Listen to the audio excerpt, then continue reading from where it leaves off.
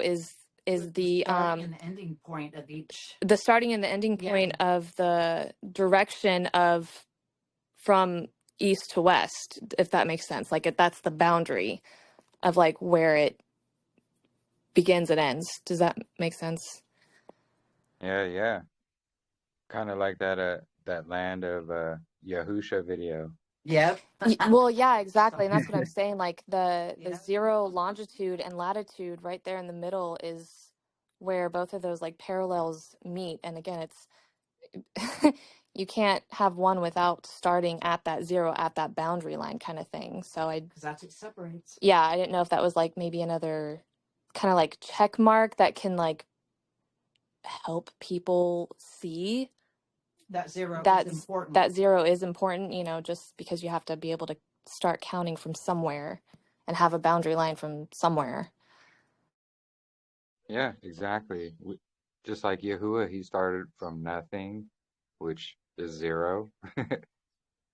And that reminds me because Brother Jimmy, or Ambassadors of Yah on TikTok, I was on his live last night, and he was talking about the New Jerusalem and coming down, and how it was it's 1,500 miles squared, and that's basically, you know, that amount of land or whatever that's missing right there. Saying that that Madeline had pointed out. Yeah. That's what made me think that's where it's going to be setting down, is in that area, since Yahusha and the saints are already there. Why wouldn't he put New Jerusalem in that area? Exactly. And then when he was talking about it, he brought up that movie Avatar, and apparently there's like some floating mountain in it. Yeah, they call that, I haven't seen that movie in Hallelujah. forever. They call it the Hallelujah Mountain or something like that. Do they? Yeah. Well, I know that planet that they so-called are on is called Pandora, I think. Yeah. Oh, in the movie? Which is I think. I don't remember the name. I haven't really seen it. I watched it like once a long time ago when it first came out. So I don't really remember much about it. So it makes you wonder if the land of Yahusha is floating temporarily right now.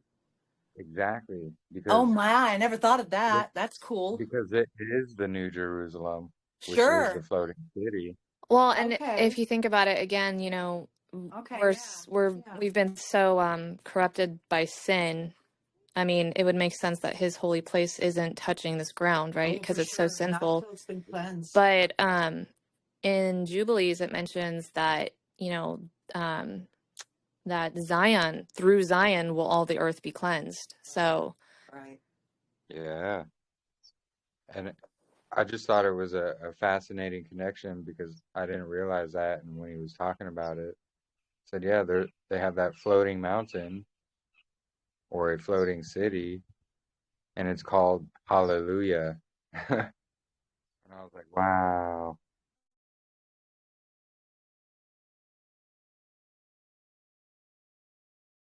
Do you think that when Abraham was given the dimensions of the promised land that he was, or his seed was going to inherit, obviously he couldn't see the distance, but he was told the dimensions, wasn't he? Up to the Euphrates River, down to Egypt, over to somewhere else, and over to somewhere else. It doesn't necessarily mean that the city is going to land where Jerusalem is now, does it? It's just explaining the dimensions of the place that his seed will inherit, in the understanding that he could understand at that time, if you know what I mean. Exactly. And what was making me think last night when he was talking about it, and then he started saying, oh, well, it can be a square or a pyramid. And I was like, well, it could be actually a circle as well. Because, you know, if it's a copy of what we're seeing, you know, it's that basically like Vibes of Cosmos shows. It's that whole sphere because, you know, we have the firmament, and then we're that center plane, and then there's the above and the below. So what if it's something like that? And it's just this giant sphere with that center plane, just like the Earth is. We're the center plane with the firmament above. I don't know, it just made me think, you know.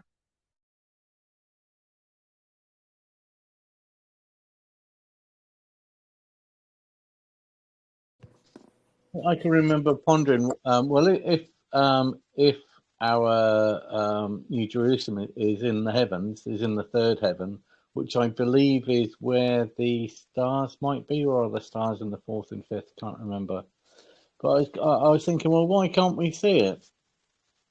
And then I kind of thought, well, we can't see angels, can we? The angels don't make themselves appear to us. We're not able to see everything.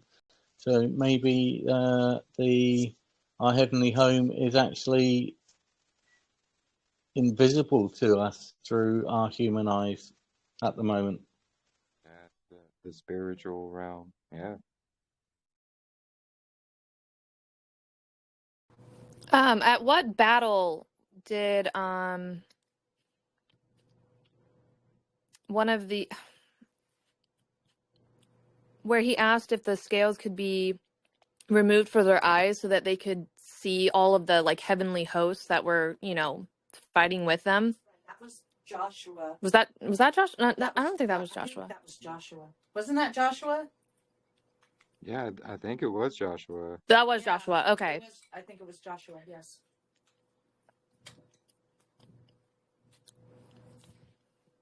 But yeah, no, there's that veil between, you know, the physical and the spiritual. And we see that veil spoken of many times. And when it gets torn open in Revelation, it talks about men's hearts will fail them. It's because when that veil gets torn, they're going to see these demons literally and where they are all around them. And people are just going to be in shock because, you know, they've been told, oh, these things are just make-believe. They're myths. They're not real. Well, when they find out that they actually are real, you know, their hearts are going to fail them. That's my thoughts about it.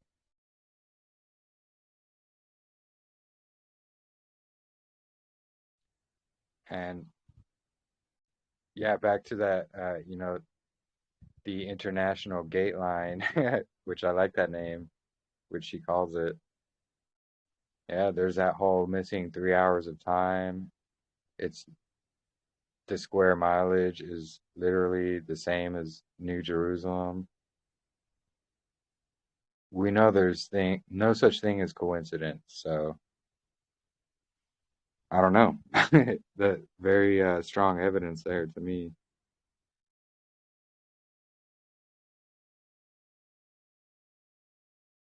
I think the controllers of the world came up with the word coincidence so that it's just something that we can just not use our true senses on. Yeah, exactly. Just brush it off, you know. It's just a coincidence, just like they made up the word conspiracy theorist. Yeah. It is no longer a theory when it's been proven as a fact. So that's the thing with that.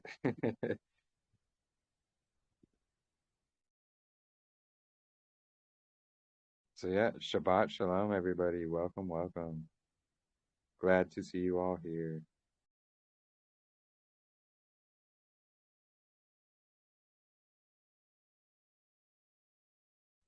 Katrina, what were you reading just before we came on? It was out of the Dead Sea Scrolls.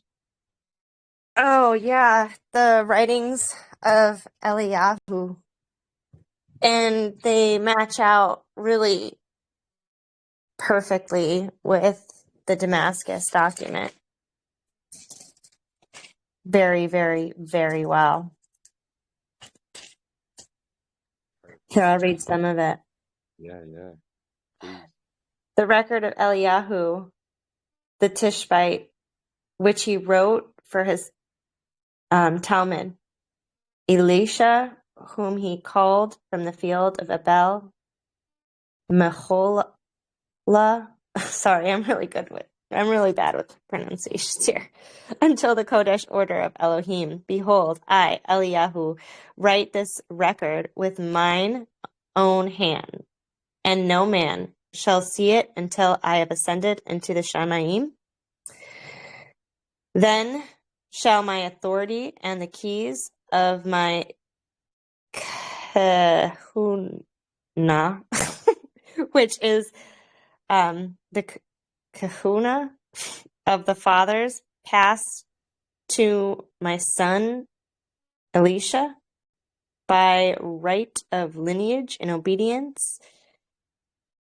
So he's saying that he's the descendant of Yahushua, the son of Nun, who was descended from Ephraim, the son of Joseph, through whom the rights of the firstborn descended in Yasharel.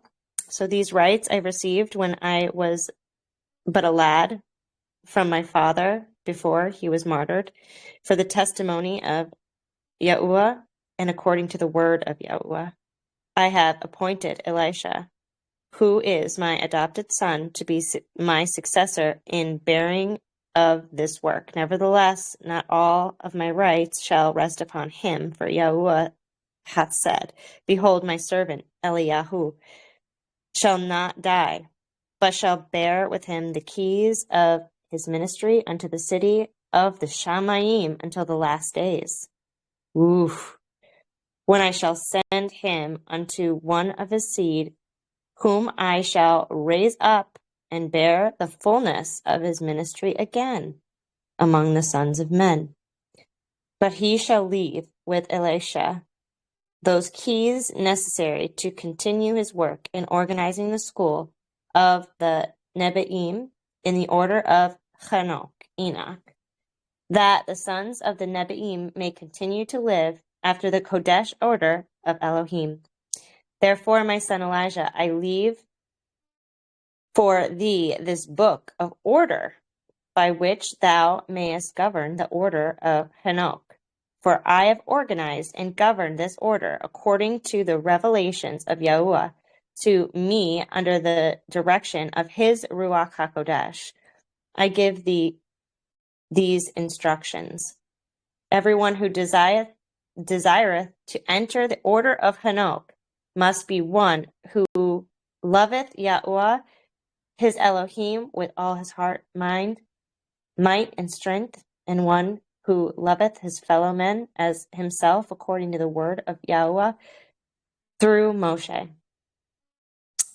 He must covenant to live the Torah of consecration and to hold all things common with his brethren, according to the pattern set by our first parents.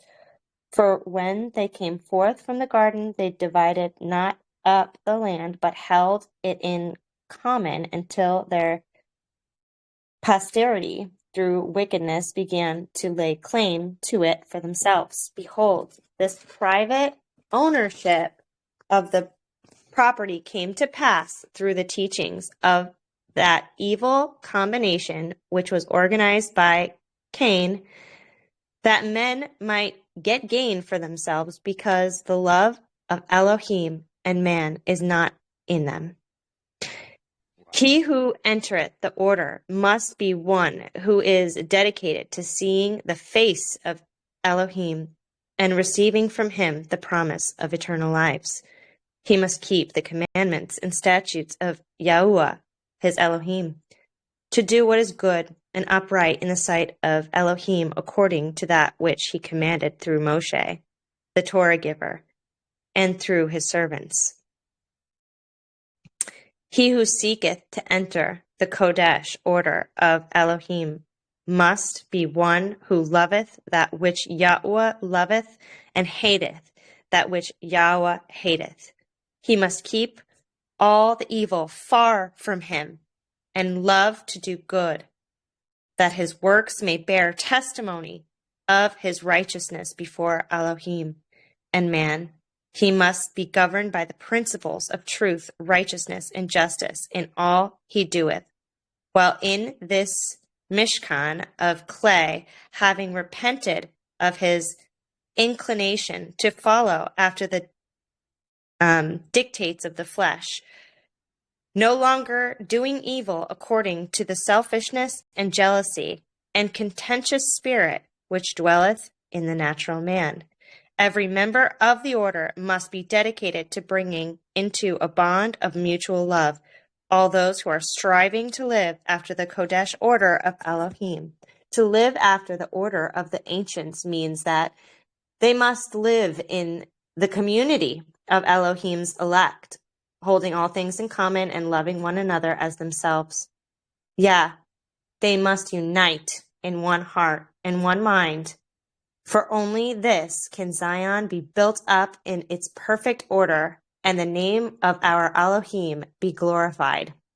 Those entering the Kodesh order must have shown by their works their desires to live according to all that Elohim has revealed, to keep all of his commandments, to perfect their lives according to Elohim's Kodesh order, that they may be sanctified by the blood of the covenant unto the renewal of their spirits and their bodies. They must love all the children of light, each according to his position in the house of Elohim. For those who live the highest, the highest Torah are most able to be loved and so forth, even unto the lowest Torah of Elohim. They must hate the works of darkness and avoid intercourse with the sons of Belial, each according to the measure of his guilt. For Elohim will bring every work into judgment, and those who associate with the wicked will be condemned with them. He who loveth truth and truly desires to live after the order of the Shamayim must declare his willingness to be unified to the congregation of Yahuah's elect, and must consecrate by covenant all of his mind, all of his strength, and all of his wealth to the community of Elohim, so that his mind may be purified by the truth of Yahuah's precepts, his strength controlled by Yahuah's perfect ways, his wealth disposed of in accordance with Yahuah's just design.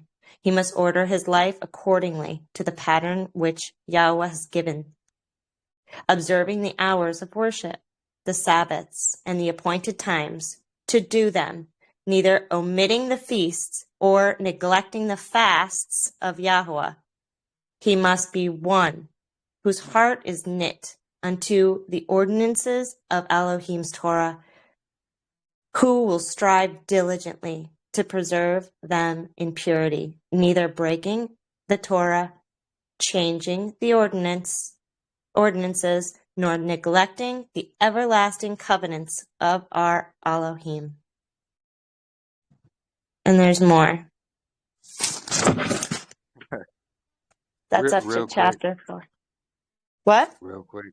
real quick, it spoke about when you were first reading about Enoch, how we should, keep the order he was shown.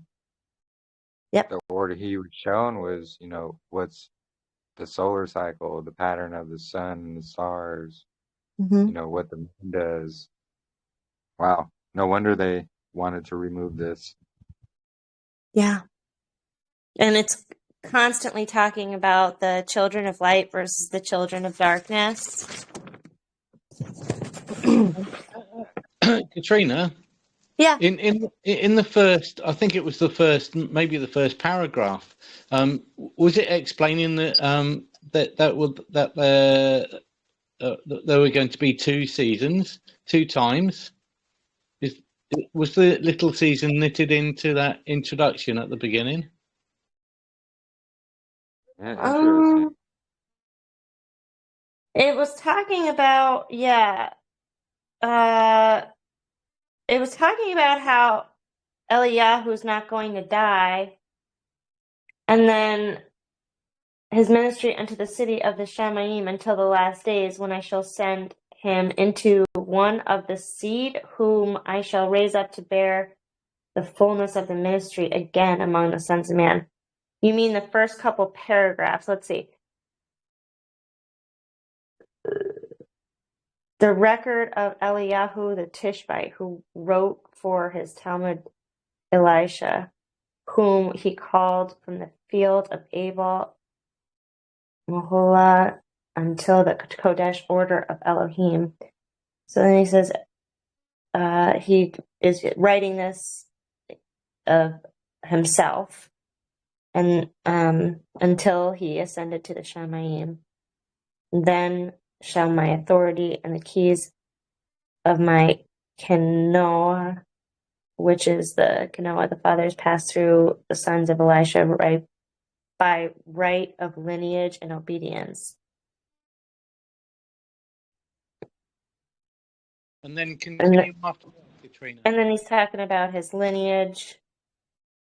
So then he's saying, he's leaving this book of the order of Henoch, and then everyone who desireth to enter this order must be, and then he goes into the stipulations on that.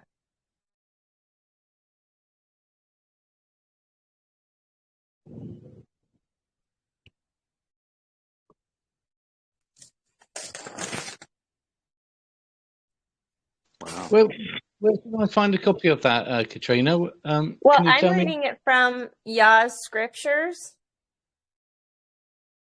I did try to find an audio recording because I learn better if I hear it and read it at the same time. But yeah, it's in Yah's scriptures.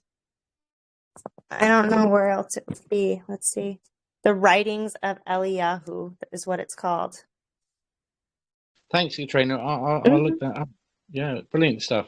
Nice find. Really nice find, especially towards the end when you're talking about keeping his Sabbath and appointed times. Very important. Yeah, it's fire. Do you? I asked this question in the other chat. Do you think that we are now the only one since maybe the sacking of Jerusalem that are keeping his calendar at the moment? Could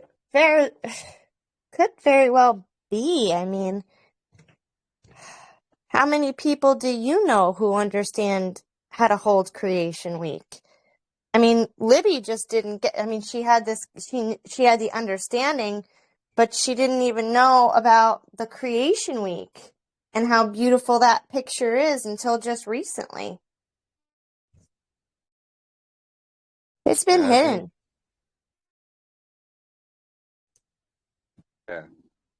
I think, we're few and far between because we do see others who found this as well. Brother Jimmy. Libby's been doing it a long time.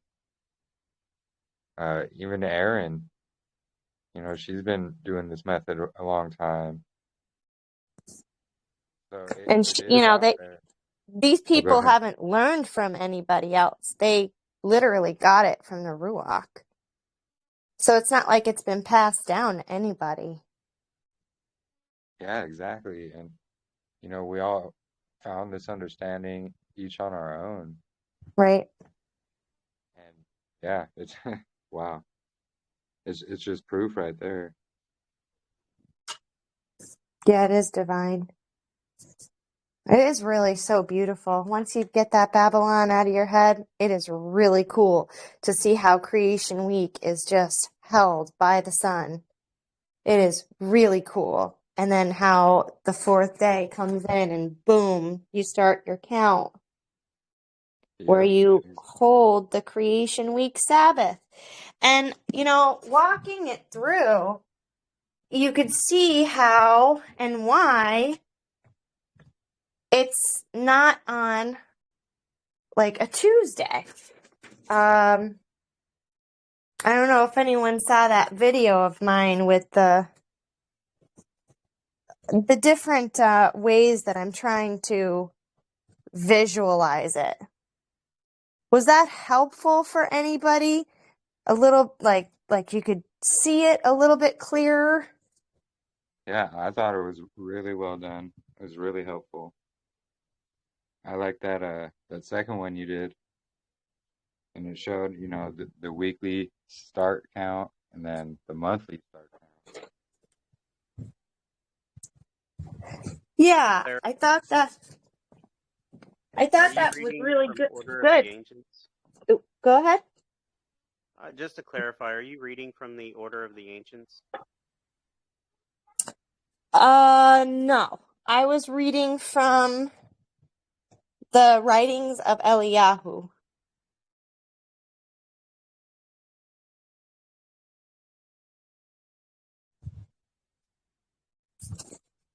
You said it was on, yeah, it's in Yah's scriptures. I can't even find it trying to look it up. Let me see if I could just spell it different. Yeah. Here.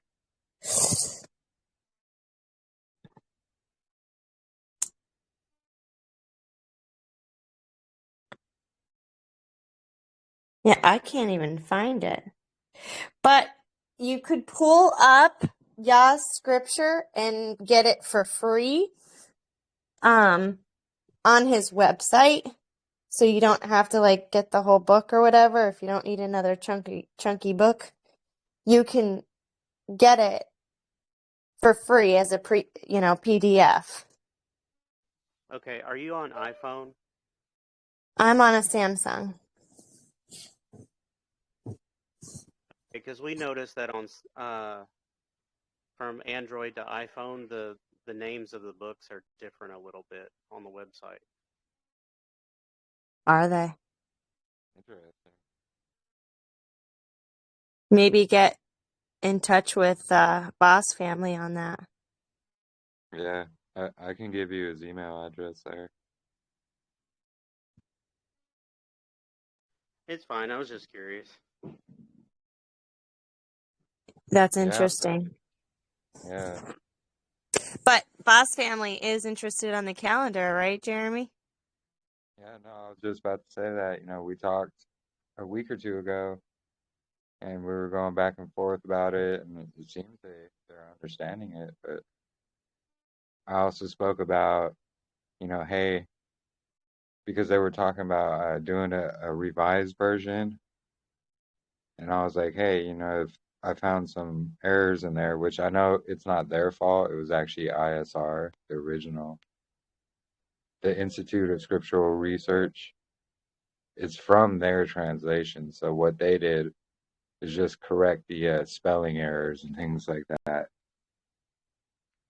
So it's the same thing as the ISR, same thing as the Hallelujah scriptures, just with the errors fixed, like spelling errors.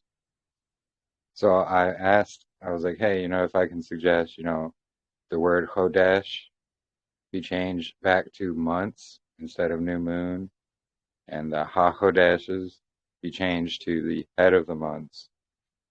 Because this is the research, during our research, this is what we have found. And I also talked to him because I'm still working on my 300 verses that prove biblical cosmology. But going through all of them, I can see where the ISR changed the wording to hide biblical cosmology. So a lot of these verses, I had to go back to the Strongs and actually fix the correction that's in there, or the error that's in there, to the correct term that should be used. So I brought that up to him as well, and I was like, I can show you all the verses that would need to be, fixed to be put back to the original language, because they slightly changed verses to make it seem like we live on a globe. But when you look at the original wording, it says something completely different. So I'm still working on that article. I'm like halfway done with it. Just taking a lot longer than I thought, because I have to take all these verses back to the concordance and say, hey, that's not what it's saying. And, fix that error. And what I usually do is just take it from, the Strong's or the lexicon itself, and I'll just put it in there. But yeah, no, I talked with them about that, and all that. They're very interested in learning the calendar. They encourage me to keep studying and finding out more things about the calendar. So it's definitely, it's Yah's truth. So, when people test it for themselves, they can see. And that's all we're really trying to do, is just show people how to test it for themselves and say, hey, look, take a look at this. Look at what we have found. Or look what Yahuah has shown us. And, just coming together, this is how we found all these confirmations, because none of us can do it on our own, and we all need each other. So so this is our 30th fellowship, 30th Sabbath fellowship. We've done quite a few more videos as well, but 30 weeks in a row. We've come up with, or we have found so much information in the scriptures, the Dead Sea Scrolls, everywhere, that would prove, hey, this is Yahuwah's true calendar. It's actually lining up with the markers we see in the heavens. It's lining up with all of these things, just how it should.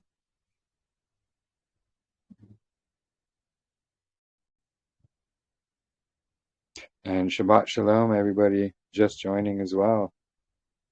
Glad you all can make it.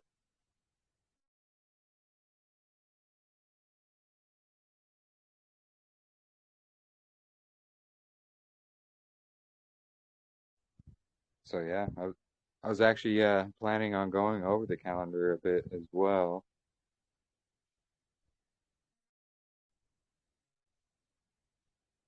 Did you have anything more to say there, Katrina, though, before we move on to that? Or does anybody else have anything they would like to add? Yeah, is there anyone that wants to speak on their week, what they're learning, what stuck out to you?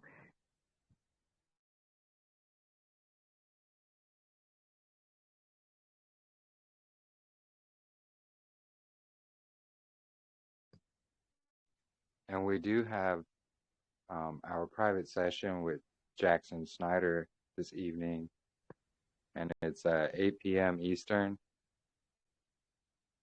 So Yeah, what? Katrina, you said you wanted everybody, if they could, to be on that, right?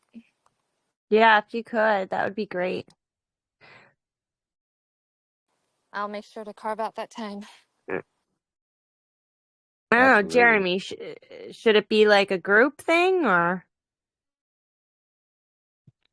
Yeah, I mean, I'm sure he wouldn't mind our group joining in, Okay.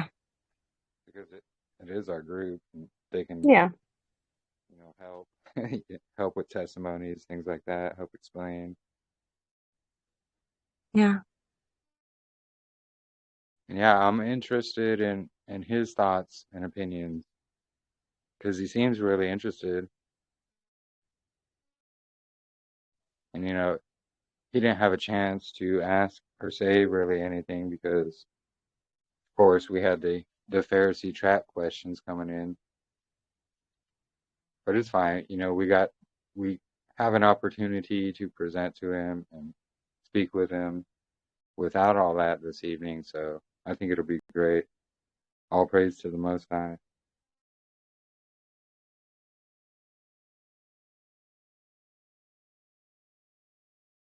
Sorry, my mom and I are on a walk, so just let me know if it's hard to hear. I wanted to know what translation people had for, let's see, Matthew. Let me find it. I screenshot so much. Let's see. Matthew, where is it? 23, I think. Let me see. Nope, that's not it. Sorry, guys, we're on a walk. But in Matthew 23, verse, was it 13? It's talking about, in one translation, it talks about the end of an age, and in another translation, it talks about the end of the world. And with how we know how times are divided now, we know that there's lots of end of ages, but only one end of the world. You know, that's the final consummation of sin and everything, right? So Yeah, in the King James Version that I have on my Blue Letter Bible app, it says end of the world, that the harvest is the end of the world. But yet in other translations, like ESV, New King James, it says the end of the age. And I didn't know if anybody else could look in whatever translations they have to see what it comes out to, because those are two very distinct Different time period. difference in wording, basically. yeah. Interesting. I can go to the Greek here. Hold on, just a sec. Said it was Matthew. What was it again? Matthew. Hold on, I'm trying to find it. Like I said, we're walking outside right now, and the sun's blasting me, so it's hard to see my screen on my phone. I think it's 13.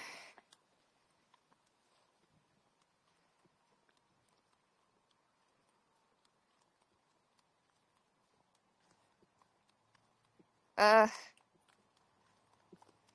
13. Or if someone can look on their Bible app and Hold on. type in that verse, and it'll bring them right to it. We're almost to my mom's house. I'm sorry. Yeah, no worries. No worries. Trying to find it. Can't find it.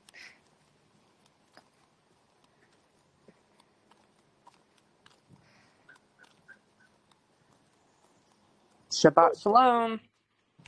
Shabbat Shabbat Shalom. shalom. Shabbat Shalom.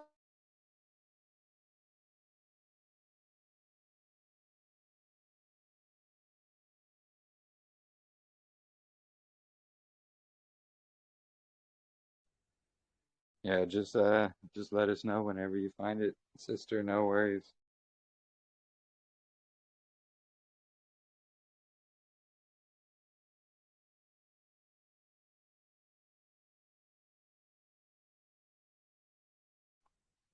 So yeah, and also last night, Sister Rachel had her TikTok and she was reading the book of Adam and Eve, first book.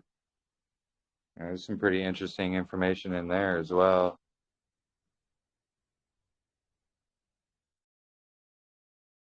I don't know if anybody else has read them, but no, interesting stuff.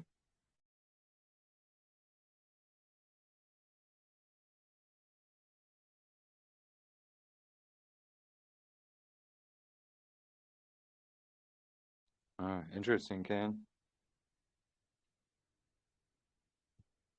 What verse is that? Hey, Jeremy. Yeah, Matthew 13:39. Matthew 13:39. Sorry, I had to get in the house before I could see. No worries. Let's see.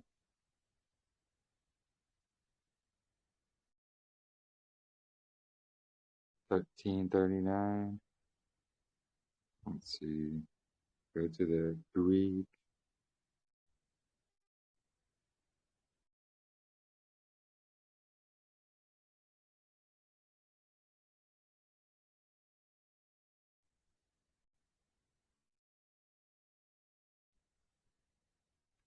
So the harvest is the end of the age, and it's aeonos is the Greek word, and it's Strong's G165, from the same as a or I, properly, and age.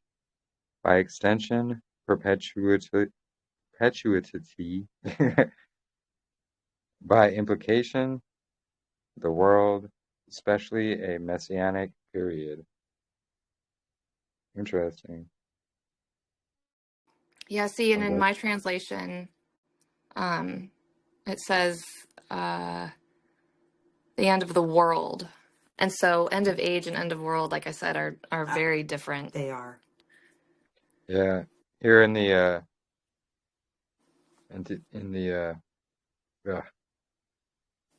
interlinear, sorry, I couldn't say it.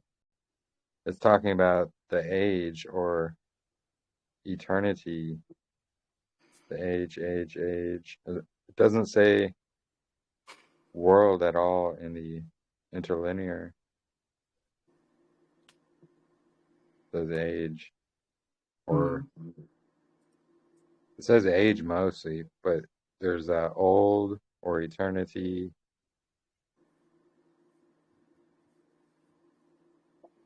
Age, eternity. Looks like it's mostly used for age.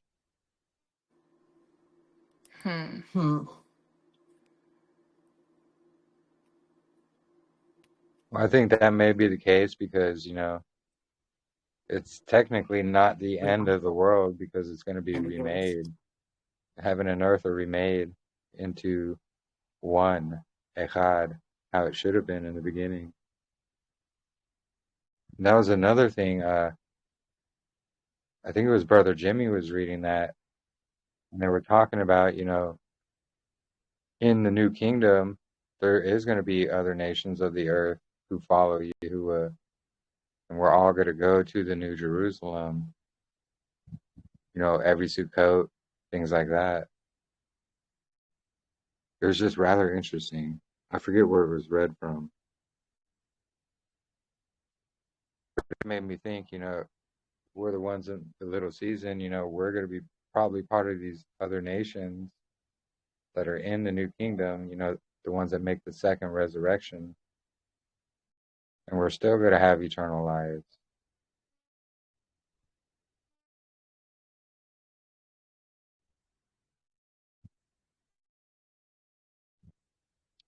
No problem, sister. Yeah, that's an article I made about Messiah's death, burial, and resurrection, and how it only lines up with the Zadok calendar,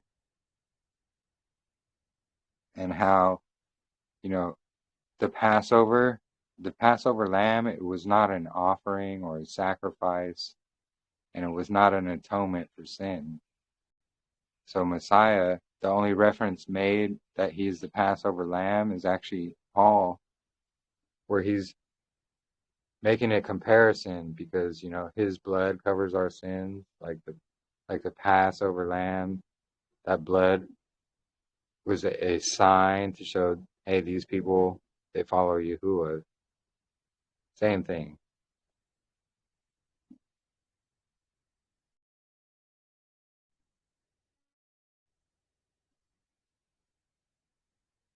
I'm also working on like that biblical cosmology one.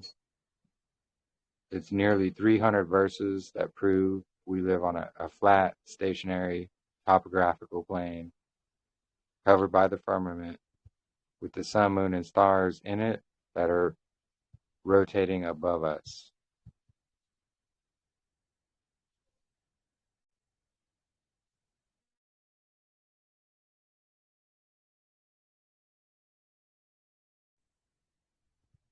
Awesome stuff there, Ken. Writings of Eliyahu 1:8.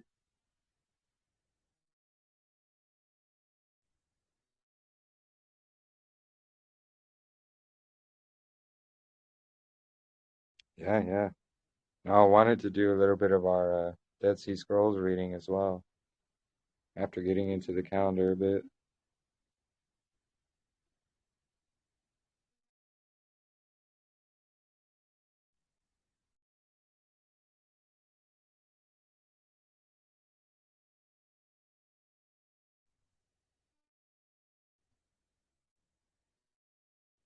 Yeah, no, last week's find in the Dead Sea Scrolls, the community rule, was pretty significant. And I actually wanted to go over that again today because it shows, it's the sun and the stars that are bringing in the year. And it shows, hey, it's a great day for the Holy of Holies. Why? Because the esteem of Yahuah is shining in on that Tekufa, the straight line shadow day. And it's going to shine on the Holy of Holies and light it up.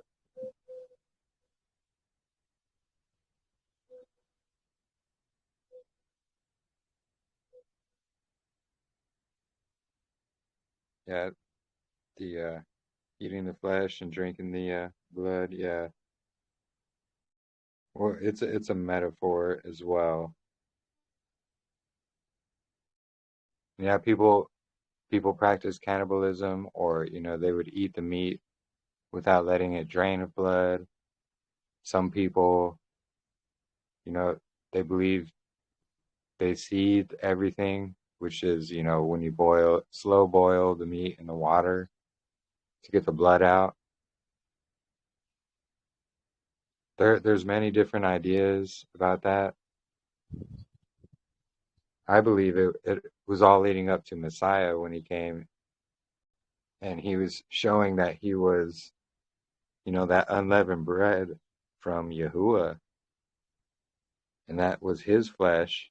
And then, the blood was basically the wine, the drinking of the wine. And it was those are showing the different covenants that were being established, and kind of like Sister Libby was explaining last week. Was it last week or on one of the fellowships? She was kind of going into that a bit.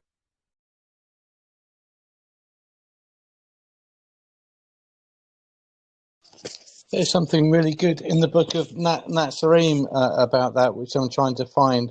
It really helped me understand the blood in wine sort of worry that I had in my mind at the time. And basically, he was bread from heaven, i.e. his word, his Torah was the bread from heaven. So you eat the bread in remembrance of the bread from heaven that came down. And the wine was his life. He gave his life in service to others. He wasn't bothered about his own status or anything. He was serving others in the world, and he was crushed for it. So like a grape's being crushed and releases wine, the drinking of the wine is to remember his his service to others rather than anything sort of sinister or satanic. I'll try and find the passage for you. It won't take me a minute. Wow, no, that's amazing. Thanks for bringing that up, because that just made me think. He is the bread because he is the living word, and true bread is the manna from Yahuah, which is in his word. Because man shall not live off bread alone, meaning physical bread, because we need that spiritual bread. And that's the word which was made flesh. Well, that's why it says this is representing my flesh, speaking about the bread, which was unleavened. And then the wine, because the blood, why? It represents life. Life is in the blood. So yeah, that represented his life. He was giving it to Yahuah. Wow. You got my gears turning there, Brother Ken. Well, and then the warning he gave, right, about the leaven of the Pharisees and Sadducees, and then, the disciples thought that he was talking about, actual bread, and he goes, no, the teachings. So there you have the comparison with the true word and then the doctrine of men. Yeah, that's it.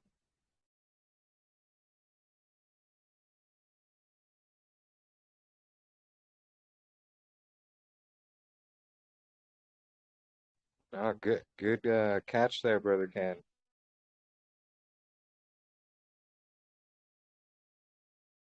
Yeah, it bothered me for a while until I read the book of Nazarene, and it just became nice and clear. So I'm just trying to find it at the moment so I can just copy and paste it for you. Yeah, no worries. Thank you.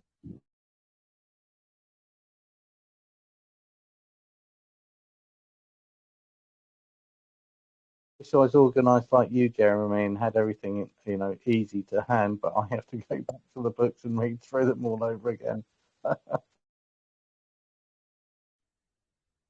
I try. Sometimes it's difficult for me to find things just because I have so many notes and files, and it gets difficult to sift through them all.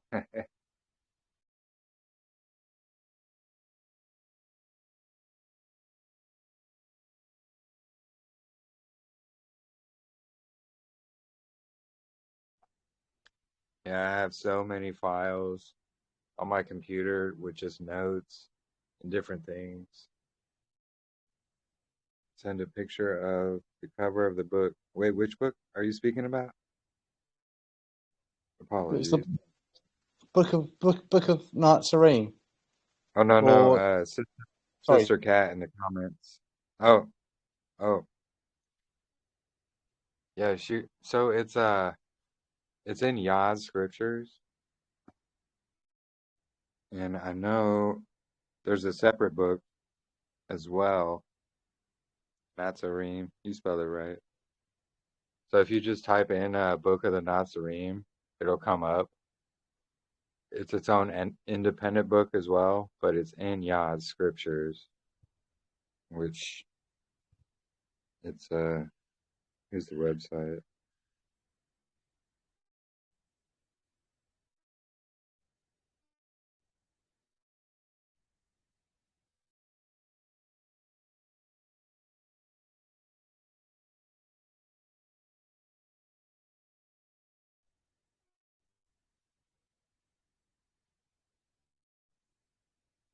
But yeah, it's Yah's scriptures, and you know they have all the scriptures online for free.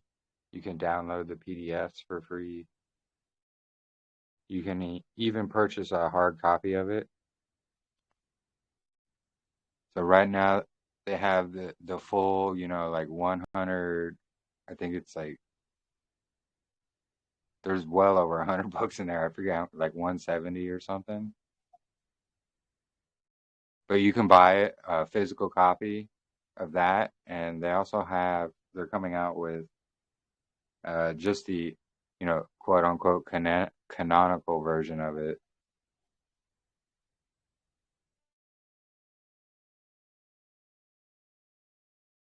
Yeah, Yah scriptures. Yeah, it's Boss Family. They're the ones we brought up a little earlier. They're interested in the calendar. I've known them quite a while, and they do a lot of work for the prison ministry. That's actually why they came out with Yah scriptures, was to send it to prisons so prisoners are able to read. They actually also have a series where, because Jason, he's been doing a prison ministry for years, so a lot of people that he's been writing back and forth to in prison, they've come to find Yahuah and repent of their ways and turn to Yahuah. There's people in prisons, making seeds and eating clean and keeping the Sabbaths and festival days in prison. So, he's doing a lot of work for the kingdom, and him and his family, they went through all these books. They fixed all the spelling errors, things like that, and they inserted the true names in the paleo. No, they really did a lot of great work. So,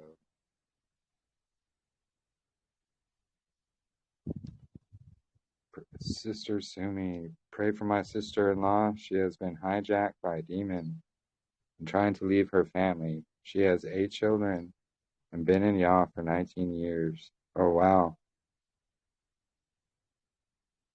Definitely praying for you, for your sister-in-law.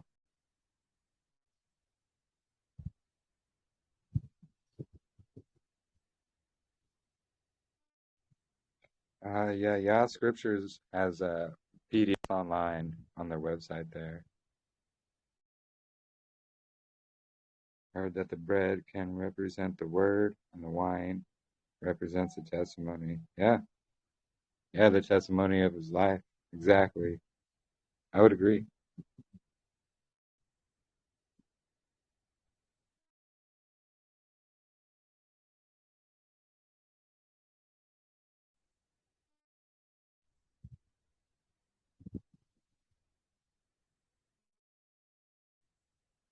Yeah, for sure. Definitely praying for your sister-in-law. That's really rough.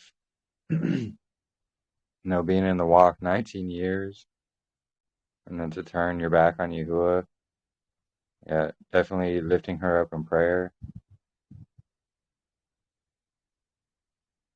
Because that's the thing, when you know the truth and you turn back from it, it's 7 times more unclean ruach will come and affect you. It's 7 times greater struggles and trials. That's written somewhere. I don't remember the line and verse at the moment, but I know it's in there. Shabbat Shalom, Sister Jermaine. To the future there in Australia. Shabbat Shalom. It's 4 a.m. Rise and shine. Yeah, how cold is it in Australia? Because you guys are experiencing winter right now, right? Yeah, winter. Hang on, I'll just go out and have a look at the thermometer. It's not really that cold this morning. I Yeah, and can't you're see in it the properly. tropical region, right? 20 degrees. 20 degrees Celsius. So what's that in Fahrenheit? It's I don't around know. 70s, 80s, I think. Yeah, Fahrenheit. it's not. Yeah, I don't have any shoes on, or I've just got a flannelette shirt over my jammies. Yeah. Jeremy, I only just came on, but I heard you saying something about the Yah scriptures. Did you end up getting any information on or get in contact with them regarding getting it here for distribution? Yeah, I did. I actually brought it up to them, and they said they've already been working on getting a distributor. Speaking with someone at that time, they were already speaking with somebody. So Oh, they said, yay. That's great. as soon as they get all that squared away, it will definitely be cheaper to get them in Australia. Yay. Because I brought that up. I said, yeah, we have a lot of brothers and sisters in our group from, Australia, New Zealand, things like that. So it's costing more for shipping than it does Yeah. for the book itself. Yeah, I think it sort of turned out to be like $400 for us. Oh my. Yeah. Yeah. Yeah, so that's like not spare dollars right now. Yeah, that's quite the price. But yeah, no, they're working on it. So as soon as they get a distributor there, they will let me know, and I will let you guys all know as well. Thank you. Yeah, no problem.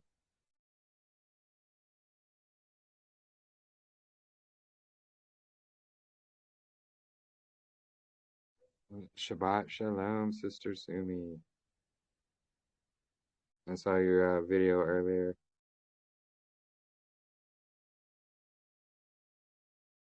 Yeah, the one Cat just replied to, yes.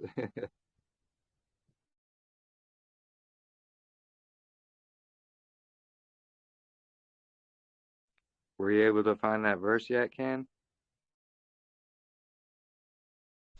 I'm a few verses away.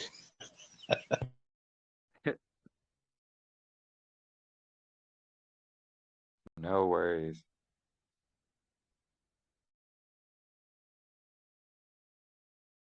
Yeah, no. You do some cool videos there, Sister Sumi.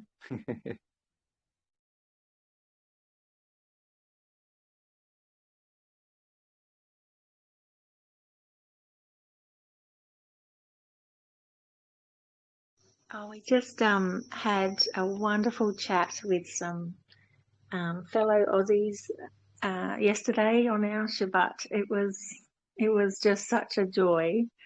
They've been in this walk for a year, I think. Oh, well, the fellow he's been in it longer, but she's been in it for about a year, and they live probably nearly 2 hours, depending on how fast you drive. But it was just so good. They listened to Jimmy's lives, and that's how they came to the calendar. And they probably would have heard you and Katrina and Marissa talk. It was just so refreshing. It's actually really an answer to prayer for both of us, because we've been praying for someone who's a bit closer to fellowship within the flesh. And yeah, so we're going to start visiting each other on occasions. So, and they own goats as well, same sort of goats as us. And yeah, it was just really good. We had a really good yarn yesterday. Praise Yahuah. That's awesome. Yeah, I go over that way every now and then for my deliveries. So every fortnight I go a little bit closer to them. So there's going to be some days where we can just catch up in town and have a cup of tea. Oh, that's awesome. Yeah, so anyway, Yeah. I just wanted to share that. I was just so excited. It's just really nice. Yeah, no, that's great. Really great. It's always great to find a new family, Yeah, a new tribe. yeah. I mean, we'll obviously I've added her to the group. She's not very into Telegram, but yeah, obviously still be online fellowship, but it's just that little bit of face-to-face stuff is really good. Yeah, yeah. No, it really is. That's awesome. Are you close to Sister Rachel as well? No, Rachel, I think Rachel's down in Sydney. So we're in Queensland and she's in New South Wales. So she'd be quite a few days drive away. Oh goodness. So It'd she's be a on the other definite side. plane trip. Yeah. No, so she's down, you know, the map of Australia, how we're up in Queensland, I don't know. But Yeah. she's sort of a little bit further than halfway down to the very bottom. Maybe three quarters down the length of Australia. So it's still quite a good drive. It might even be almost similar to driving halfway across the states for you guys. Yeah. How long does it take you to get halfway across the states? Do you know? Quite a bit. I looked at the planning to drive actually to the East Coast from here, and it was like a day and a half or almost 2 days, something like that. And is that with That sleepovers in between, or is that full straight driving? that would be just straight driving, nonstop. Oh, oh yeah, okay. With all that, it would take, probably a few days. Yeah, so from the top of Queensland, top of Australia, down to Sydney, it's probably about 4 days drive. If you take it, carefully, it's probably about 4 days drive. You can probably smash it out in 2.5 if you had people to swap over with driving, I think. Yeah. I don't know. Oh, yeah. Anyway, it's a long way. Yeah, exactly. It's a long way. Yeah, Ken, you And I found those don't think, verses? I was just Oh, going to sorry. say, we don't probably wouldn't even consider doing it because she's got animals to look after and we've got animals to look after. It's not one of those sort of things I think is even going to happen. Yeah. Unless you just herd your animals the whole way back and forth. But I doubt that would happen. That's a lot of work. Yeah. Yeah, Ken, did you want to read that? Or yeah, very interesting.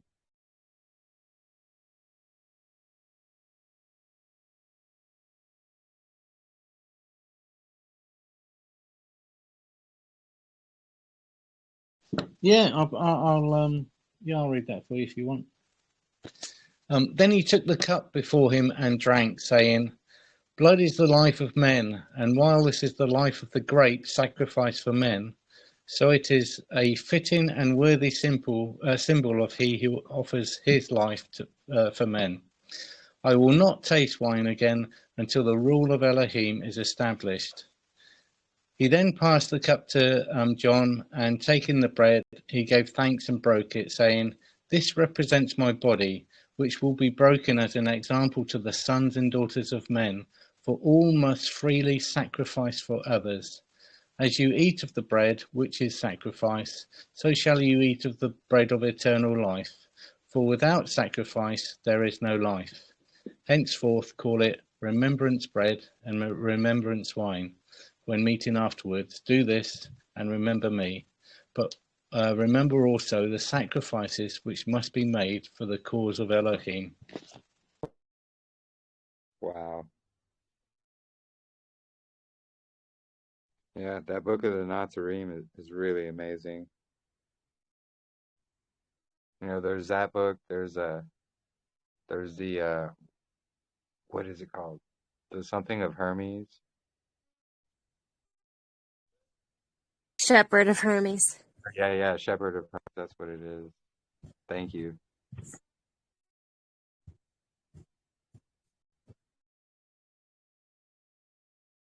What'd you share there in chat? Ken, what verses were you reading? I'm sorry. In the Nazarene? 19. Looks like 22. I'm trying to feed the cats, feed my son, and do other things at the same time. It was the Book of Nazarene. It was chapter 19. I think it's halfway through the chapter. I don't know whether the verse numbers are carried through with the copy, but it was chapter 19. It's about 24 or something. 22. 1922. Yeah. Okay. Looks like 22 and 23. What was Maybe it, 23. Jeremy? You went down a little. Looks like 22. I see 23 in there. Okay. I was reading chapter 17, verses 4. Yahusha was standing nearby and noticing how adulterated the money and the coins below weight were rejected. And he said to his Talmudim, "Be like the honest coin testers, testing men instead of money. Weigh all things with care, using a fair set of scales. Reject all which is impure, or not what it should be, keeping only that which is good, as there are counterfeit coins, so are there counterfeit deeds, and they are equally hard to detect. Take people as you find them, but reserve judgment until they have been tested. All men are friends in a boat sailing before a fair wind, but when a squall comes and it sinks, the true are divided from the false." Interesting. Yeah, that's about. Yeah. It Go ahead. really is. Sorry, it really is an excellent read. I got hooked on it for. I just couldn't put it down.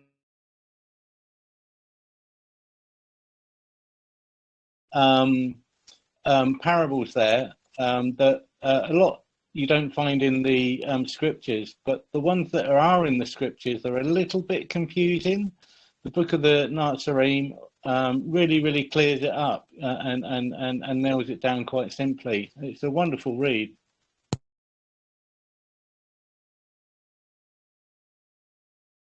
Yeah, and you see why they removed it.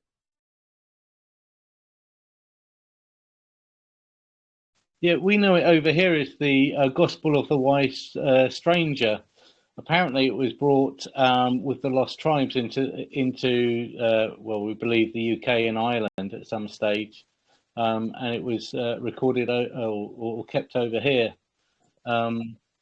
Yeah, Book of the Wise Stranger, and the lost tribes of Israel at that time were known as the strangers in the land. Yeah, there was that book of Britain as well that I think you had brought it up a while ago. I could be wrong, but maybe it was someone else who brought it up, but that book of Britain, and it talks about, how Britain started out, following the way and things like that. It was rather interesting. Yeah, I mean, the name Brit itself means covenant in Hebrew. Brit Yeah, ish means covenant person. Britannia, which is the former name of Great Britain, Britannia, Great Britannia, or Rule Britannia. Britannia means land of the covenant. And I believe that certainly the lost tribes fell into these, I think they're referred to as the Green Isles or the Leafy Isles, the UK and Ireland. I think Nehemiah is even buried in Ireland, and he could have been what we know as St. Patrick. Yeah, there's wonderful history here that's been really suppressed. Yeah, I've got lots to talk about it, but probably not the right day today. no, it's definitely interesting.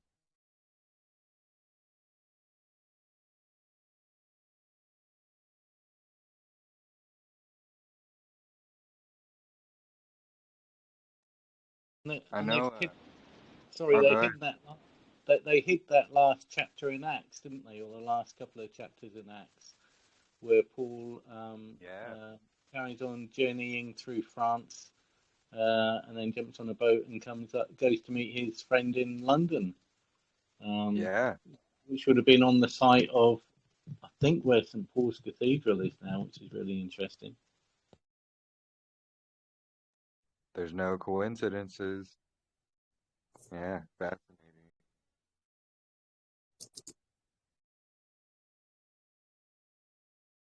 And yeah, I know there's several people who have traced, you know, the lost tribes and, you know, Britain and Ireland, all those places, even Germany, France, they kind of scattered up through there.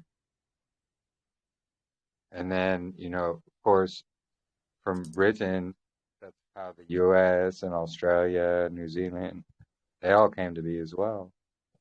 So we're all stemmed basically from the same, which is really fascinating, honestly.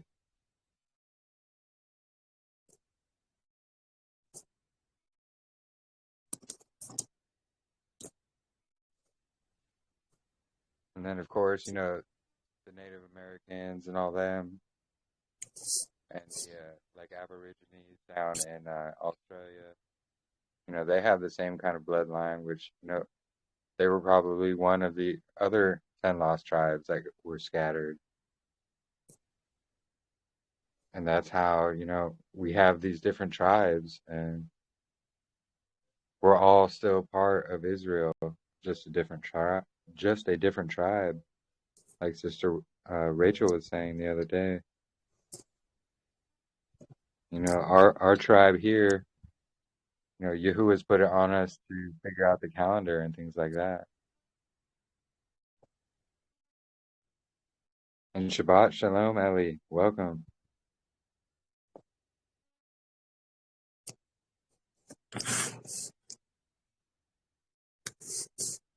Thank you. I'm glad to be here. I just got off the other call and was sharing a sister I was sharing with, and she said, well, something about Happy Sunday, and I said, oh no, or have a blessed Sunday, and I said, oh no, I don't do Sunday.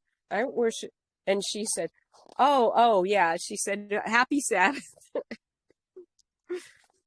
And I said, and what are you doing? And she says, oh, I'm keeping Sabbath today too. So that's a blessing. But that was so funny. Happy Sunday. Yeah. No, we don't do Sundays.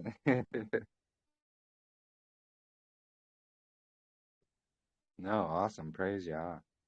That's great. No, people are hungry for the truth. Hey, I got a little Yes. praise. My my company that was here last weekend, the husband and wife that I told you about that I was going to be sharing some things with. Um, well, she's been looking more into the little season. Not quite there on calendar, that's going to be a while, but on the little season, she said, I see what you're talking about, and it's really starting to make sense. It's really important where we need to know where we are on the timeline, because it makes so much sense with so many other of the prophecies. Yeah. I know Katrina wanted to go into that. Oh yeah. Yeah, there's so much. Oh man. Praise Yah.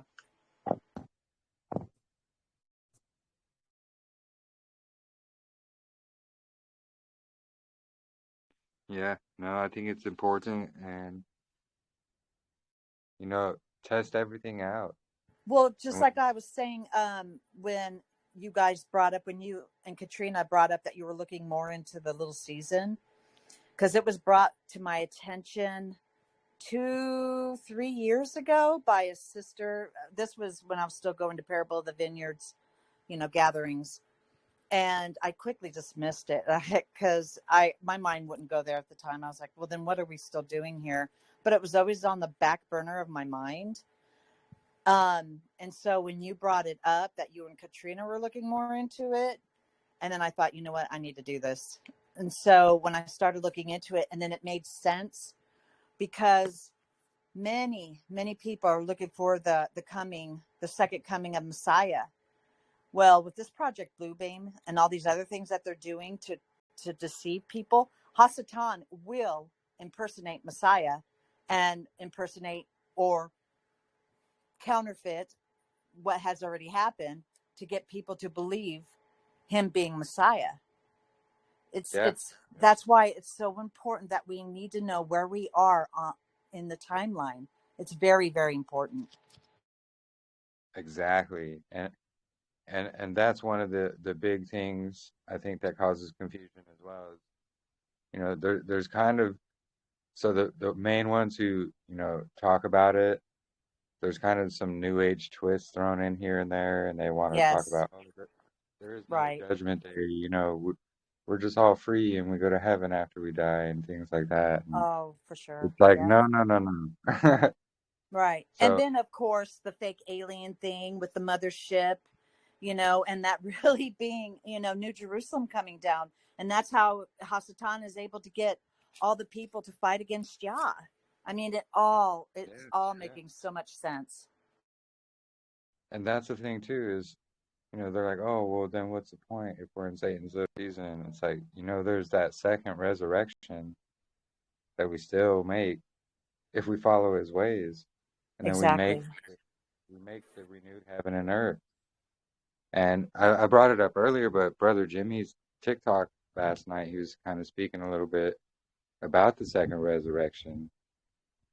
And even though he dismisses Satan's little season as well, but he was still interesting. He brought it up because he was talking about the second resurrection and how in the renewed heaven and earth, there's going to be all these other nations outside of New Jerusalem. Exactly. And they're all going to be following Yahuah and his commands. Yes. And that's where we're going to all be going to the New Jerusalem on Exactly. Sukkot. And that's the great multitude. We're part of that great multitude. Exactly. Outside of the 144,000, which, through looking at the millennial reign, setting up the 144,000, the whole kit and caboodle, man, it just falls perfectly into place. Exactly. and that's why I brought up, some people are saying they dismiss, the Day of Judgment, when there's hundreds of verses that talk about Judgment Day, not only in scriptures itself, but the extra biblical books. I don't want to call them apocrypha anymore because they're not. They're actually part of scriptures. Like Enoch speaks about, how all men, when we pass here on earth, we fall asleep in death. Our spirits will go to Sheol, and there's two chambers of Sheol. There's, like the paradise side, where if you're making the kingdom, you're basically going there. Then there's the other side, like the rich man Lazarus is describing, and that's where we go when we pass, and our souls are there until the day of judgment. And that's according to Enoch. So they try to throw this, new twist in there, and that's where, it starts going outside of scriptures. And I think that's what throws a lot of people off on it.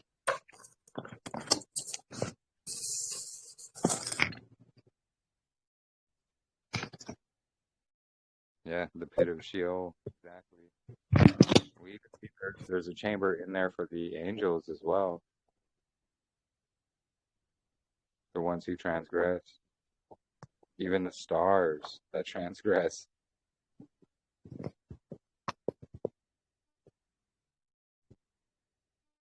So yeah, they remove these books because they reveal the Messiah,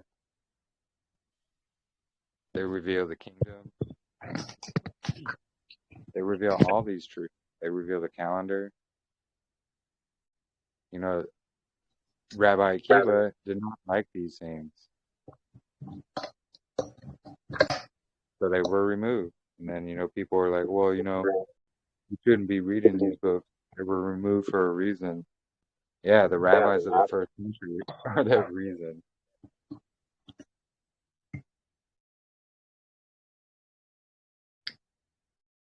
Anyway.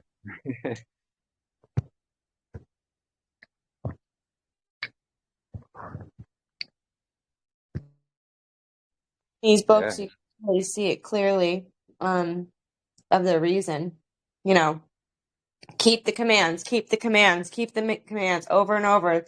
The wicked won't do this. The flesh won't do that. And the flesh, it's just over. It's all through these amazing scriptures. Like, you can tell the agenda with these books and why it's not so clear, like in the canon that we have, to follow Torah, when these books literally say it out loud a couple times. Yeah. It's deception from the enemy. Of course he's not going to want us to have the books that most clearly and emphatically say, keep the commands. Precisely. Yeah, they want to push the law's abolished, it's done away with, nailed to the cross. None of that is true. None of that is in scriptures. And, what I say to people who say, oh, the law's been fulfilled, we don't have to do it anymore. I bring up, so if we fulfill our marriage vows, we don't have to worry about our marriage anymore. It's done. It's abolished. No, we keep striving and working at it to keep them in fulfillment. Because if you don't, then they're not fulfilled. So no, same thing. Like if you're traveling down the road and there's the speed limit sign, if you fulfill the speed limit, is the speed limit abolished? Then you can go as fast or slow as you want? No. You have to maintain that speed limit. So, I've caught many people with that. Some Jehovah's Witnesses that came, they were trying to say the law is abolished. I just brought that up, and they were speechless. They had nothing to say. So the argument that my neighbour has on all of this So, he's been walking in Torah with us for 5 years. But he says, well, we're in Babylon now. We're not actually in the land. Just like Daniel, we don't really need to do that anymore. And they've gone down the little season trail. And that, I don't know exactly what they believe now, but they think that we're even past that time. I don't get it. But they say, look, we don't even need to do that anymore. So I think they're in a really dangerous mind state. They're going down all sorts of different rabbit holes and looking at all the maps and things like that. So just because when Daniel wasn't in the land and he was in captivity, was he still keeping the commands? Like, how much of the commands could he keep? He would have still been counting, don't you think? And being able to know when the Sabbath was, where he could rest. Yeah.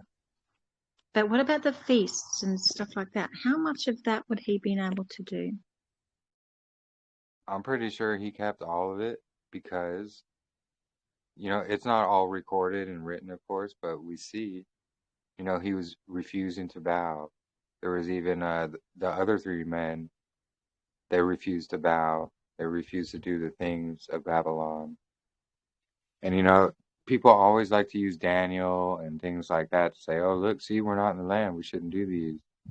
Well, they're isolating these verses and twisting the context to try and fit their own ideology. Yeah, and it's like, it's like a bit of a cop-out, isn't it? Because they want to, deeply in their desires, in their flesh, they go, oh, look, this law keeping is just too hard. And they're trying to find a way out. And because Daniel was actually he was in a bit of a high ranking, wasn't he? Yeah, he was put He was, second in. yeah. So if his heart was to serve Yahuah and to keep his commandments, then the guy above him would have gone, let it be. Like, if that's what you really need to do. Yeah. Anyway, I just think that they're making excuses for their own flesh, and running with it. I just don't get it. Sometimes when people, you were walking with them in the truth, and then they start going off, and you're throwing the line out and trying to help them to get back on board. But then they start coming up with all these different crazy ideas, and eventually when they start talking to me, all I'm hearing is blah, blah, blah, blah, blah. I'm not comprehending what they're saying anymore, because I'm just, that Peanut. Have you ever seen that cartoon Peanuts, where people are talking and they're just going rah, rah, rah, rah, rah. I just can't. What's the word? I'm extremely disappointed in their behavior. I can't hear them anymore. I don't even want to understand. I'm very, very disappointed. Yeah. Oh yeah, But that Daniel. No, they use that, and they use it as a cop out, because when you look all the way from, Adam and Eve, Cain and Abel, they were observing these things outside the land. Then you get Abraham observing all these things outside the land.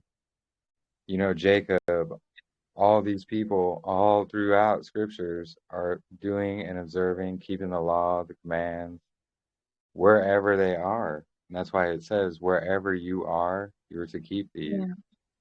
Yeah. And, to people. the best of your ability, however it is, be your knowledge in this dispersion of, hardly knowing anything. Do the best that you can. I'm sure that's always supposed to do. Yeah, precisely. Until he brings, new knowledge, and here we are. Yeah, and that's the thing too, they like to say, oh, well, we shouldn't be doing these festivals outside land. Well, one, it doesn't even It says, you shall keep them forever in the place that Yahuah commands you to. So where he places his name. So his name should be on our foreheads and in our hearts, because our bodies are the temple and he will dwell in us. So guess what? If his name isn't on your forehead and in your heart, then you have a big problem. So wherever we are able to observe these ordained festivals that we are commanded to keep forever. And we see Paul was keeping them outside the land as well. He was in a completely different city, observing. I think it was Sukkot. But yeah, it's showing him, observing these things outside the land. These people who want to. Sorry. Go ahead. No, go No, ahead. my thought is, was there ever a time in Scripture where we see Yahuah literally holding off his commands on a group, on like the whole world, or in exile? Like saying, no, I don't think there is, right? No. His law always stands. No, Actually, it's just your heart needs to be changed. Yeah, It's actually, we was read never something in about a land. Sorry, go ahead. Oh, sorry. Yeah, we read something in Second Esdras yesterday. Another thing I underlined, and I can't remember off the top of my head, but it is something like, would he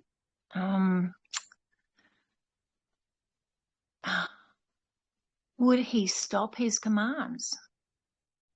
Or something to that effect anyway. And it's like, ta-da, mic drop. No, he won't.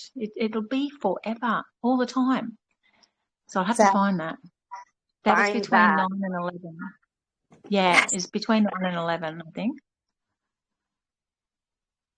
Oh, and the crazy thing is, or the amazing thing is when we were talking to these people yesterday who were just a few towns away, like we would read, Drew and I were reading and they were reading, in their comfort of their own homes. And then we were going to get together and have a chat at 11 o'clock. And they said, oh, we've just been reading through Second Esdras this morning. And I said, oh, so have we. And I said, whereabouts are you in there? And they've gone, oh, we read, we're up to 11. I've gone, no way. We all read exactly the same thing on the same day. It was just a funny thing anyway. But yeah, I'll find that. Awesome.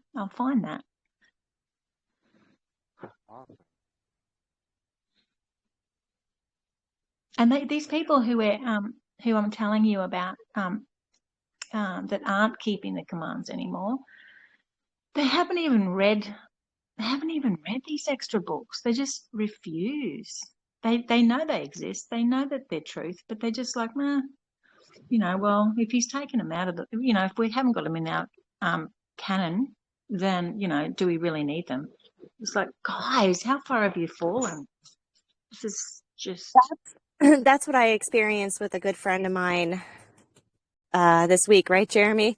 We're going back and forth with my friend, and I'm like, did you even read Enoch and Jubilees yet to make a determination on whether or not it's junk or not?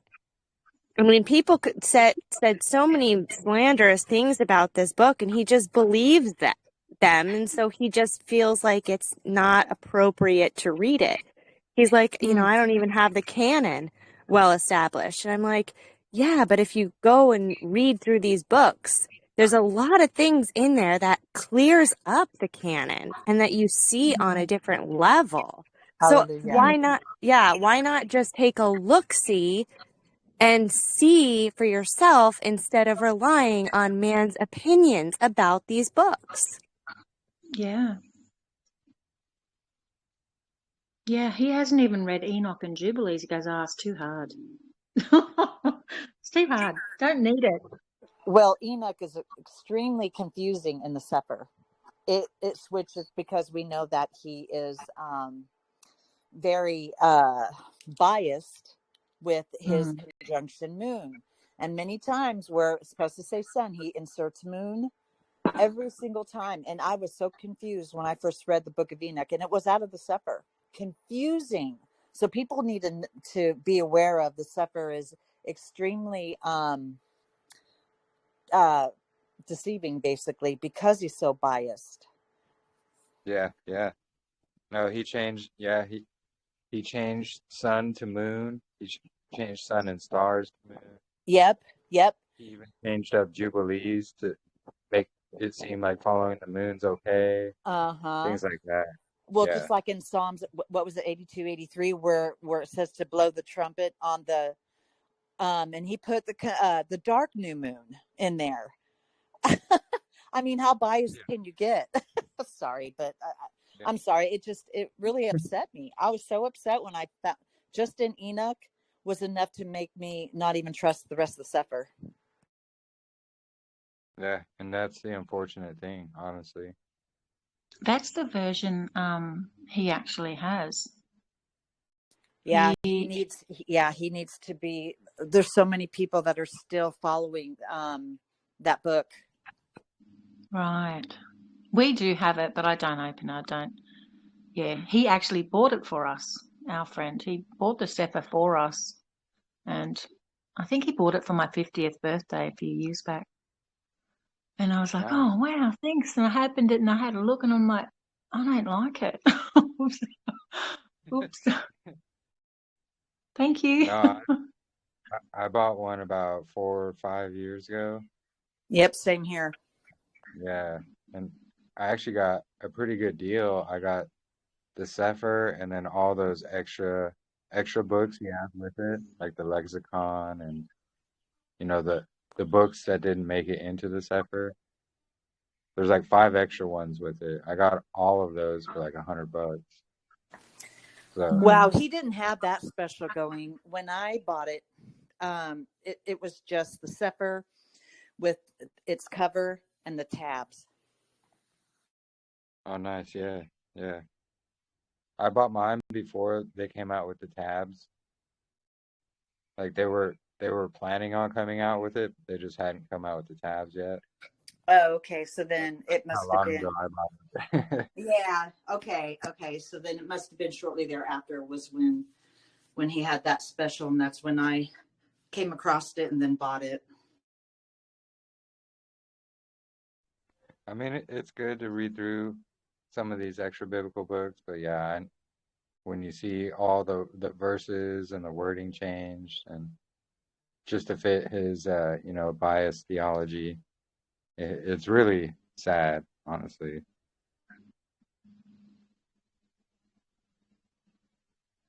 May I please ask everybody who's listening here this morning to please pray for my friends.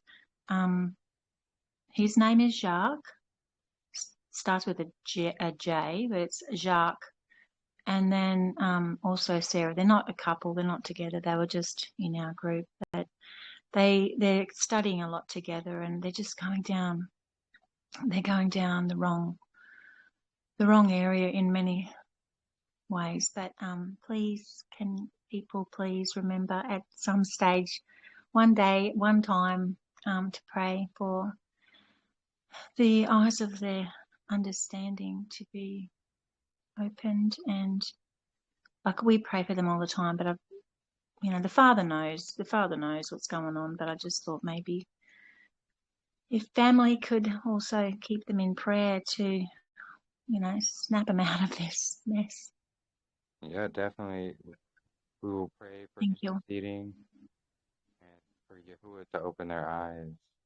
And we know there's many demons who like to deceive and try to sway us from that path, but I pray for strength for them to be able to endure and have discernment. Thank you. The lady Sarah, she came into Christianity during COVID and somehow found herself with us because someone introduced us, and she really wasn't on the Torah. She wasn't ready. She was a preemie. she was born before her time, and I don't understand. I don't think you know what I mean, but she wasn't ready for this, and she's just tried to back up against it the whole time. Where am I going with this? Oh, sorry. She listens to voices in her head to direct her in every single thing she does in her whole life, and she goes, God, and she always says God, even though we've talked about the name, but she always says God and Jesus. Should I be eating this, or what do you want me to do today, or is this how I make? Like, she goes to these voices in her head to determine that is God, that is the Ruach. And there's just so many contradictions to the Father's law, but she goes, but God said I'm to do this today. And it's just madness. I just squirm inside, it's not. Well, the scripture says, do not believe every spirit. And it's either the Ruach or it's the wrong Ruach. And we always got to go back to his word. It says anything that's outside of this word, there is no light in them. To the law and to the testimonies, if they speak not according to this word, because there's no light in it. She has to test that still small voice speaking to her. Oh, yeah, I've told her that. And she says, oh, yeah, I test it. I said, well, how do you test it? And she said, well, I ask it. I say, do you believe that Jesus died and came in the flesh? And then she waits. And then if the spirit says yes, she goes, that's the right spirit. I'm like, okay, so what if it says no? Then I don't do it. I'm like, well, hang on. We also have to go by his law, his holy 10 commandment law, because that's what points out sin. If it speaks against his holy law, then they're in lawlessness. And that is it. Absolutely. So you need to ask her that, because if it teaches her to go against the law of Yah, then we know it's the spirit of lawlessness. Yeah. But my question to her is, but hang on, sometimes it says no, it doesn't believe. It's like, hang on, then stop listening to this thing if it keeps telling you some things are right and some things are wrong. But I'm sorry, I'm not explaining that properly, but if it chops and changes its mind, just flick it off. Like, it's obviously not of Yahuah. Anyway, she thinks she's right, and she's a actual she's a principal, a school principal. What do you call them? Headmaster, principal? Yeah, principal. Yeah, okay. So she's a principal. So she knows everything. You can't tell her nothing. Yeah, unfortunately, there's a lot of people like that. I had a friend who, because she was in Torah longer than I was, or doing feast keeping, that's one part of Torah I didn't follow at the time. I was a 7-day Adventist. But because she was keeping the feast and other things a lot longer than I had, I could not share anything with her. It was very unfortunate. It's a pride, and she has this authoritative spirit of some sort, and because she's in authority every other day over a whole school and over other people, you know what I'm trying to say. Oh, yeah, I know exactly what you mean. Yeah, it's unfortunate. Anyway, we're praying, and if it's the Father's will, she will be a beautiful shining light to this community once she comes around, once she gets on her face properly. Yeah, absolutely. Definitely prayers going out. Thank you. And you said her name was Sarah? Yes, Sarah. And who was the other person? What was their name? Jacques. Jacques. J-A-Q. U-E-S-E-S or something like that. It's a South African. Jacques. Sounds like a shark, a swimming shark in the ocean. Shark. But it's J. Yeah. Kind of like a French, like how they say that, Jacques. Yeah. Yeah, definitely sending prayers out for them. Thank Absolutely. you. He's on the basic Zadok calendar, Saturday, Wednesday kind of people, with what we were doing before this. But still not looking at Enoch and Jubilees to look into it deeper. Just going along with the flow, just choosing a calendar, not looking into it, just doing it. I bet still he has questions on it, but he won't listen to anything that we come up with. But yeah, hopefully one Yeah, day. no, we see that trend. You know, a lot of people, they don't want to see it or refuse to listen or see what we're trying to present, and maybe Yeah, it's not for them at that time, but when it comes back around, they're going to look into it more yeah, if they're truly seeking Yahuwah and truly seeking truth. They're going to look back into it. Just like with Satan's little season, the time of deception, all these things, I was vehemently against it.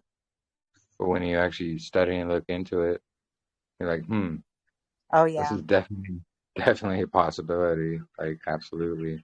Oh man, mm. every time something was brought before my attention, like flat earth, little season, that we were in little season, a couple other things, I mean, my first response was knee jerk, like, oh, I'm not even going to look into that. I already know it, and I'm so thankful that he is patient with us. and he's loving and brings it back around until you finally look at it. Now, I mean, I will not treat anything quite like that anymore, um, especially because, I never really looked into it. I just thought it was so far-fetched and absolutely ridiculous. Yeah. I'm just so thankful he's patient with us. I had the same experience actually. We were fellowshipping with people. They were doing what the Jews do, very messianic. We were on Zadok. The calendar wasn't really a big, debatable thing back then. It's like, oh well, you do you, and we didn't even talk about because we were all brand new at getting together, and it wasn't a thing about what calendar we were on. But I think it was over 4 years ago, and he's just come out and he's gone, I've been reading this book, and I think we think the millennial reign's already been. And we have just all looked at them as if they had two heads. It's like, what do you mean? You're crazy. Right, And, right. he was talking in confidence, and he's read this book, and he goes, oh, it all makes sense.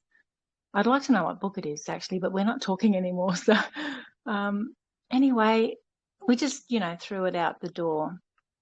And I think probably about a year after that, I think it was 3 or 4 years ago, must have been about 4 years ago, I looked at it again because that Hadley guy, Noel Hadley, there was just a really good overall summary of where he was at.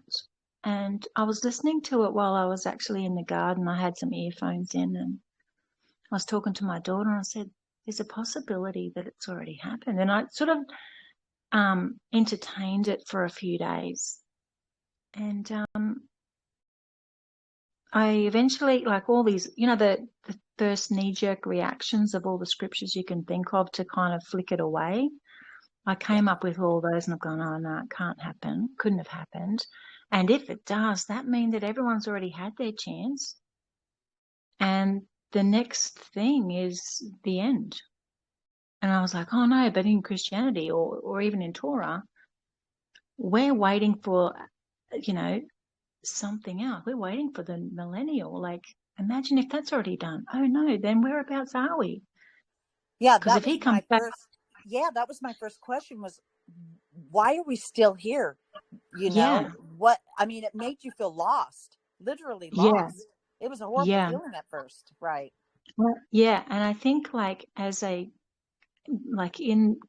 just going to say Christianity or even in, this belief now, but that hope of having a millennial reign gives that hope that our family still has a second chance to turn. Do you know what I mean?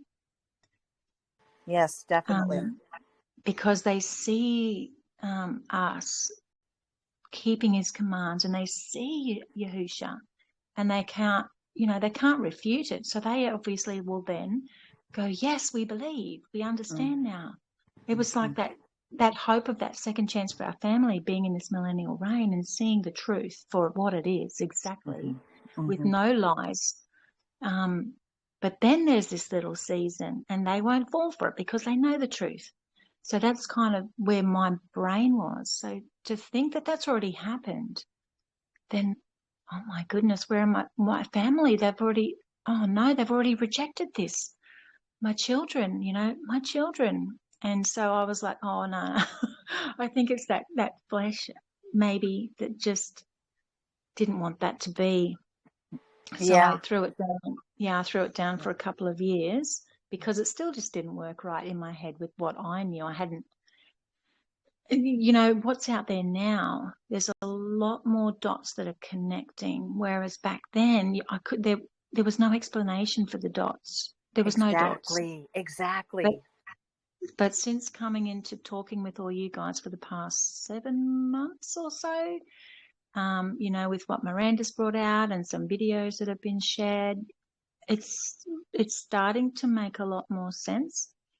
Some things still just don't add up, and I've still got it on the shelf, but I bring it off the shelf very regularly, and I can see it. How I see the little season too is this is like our time of probation in getting our hearts right with Yah through his spirit, asking him to search our hearts daily, and that we are keeping his commandments, that we are continuing to love one another and just share him with others, but making sure our hearts are right, because he's the only one that can search our hearts. We don't know our hearts like he does. We'll never fully know our hearts. And he is so, so faithful. And when we prayed that prayer in Psalms, search me, O Yah, and know my heart, and try me. It's one of my favorite ones. And try me and know my thoughts, and see if there be any wicked way in me, and lead me in the way of everlasting. We can't do that. Only through his guidance of his spirit that can reveal those deep inner workings of our heart that we have no clue, because we lie to ourselves. We don't realize it. It's part of our sinful nature. And and I don't want in any way to be in disobedience and lawlessness. Oh gosh, it's very humbling every day, asking, what's my motive behind this? We got to question our own hearts. What's our motive for doing what we do?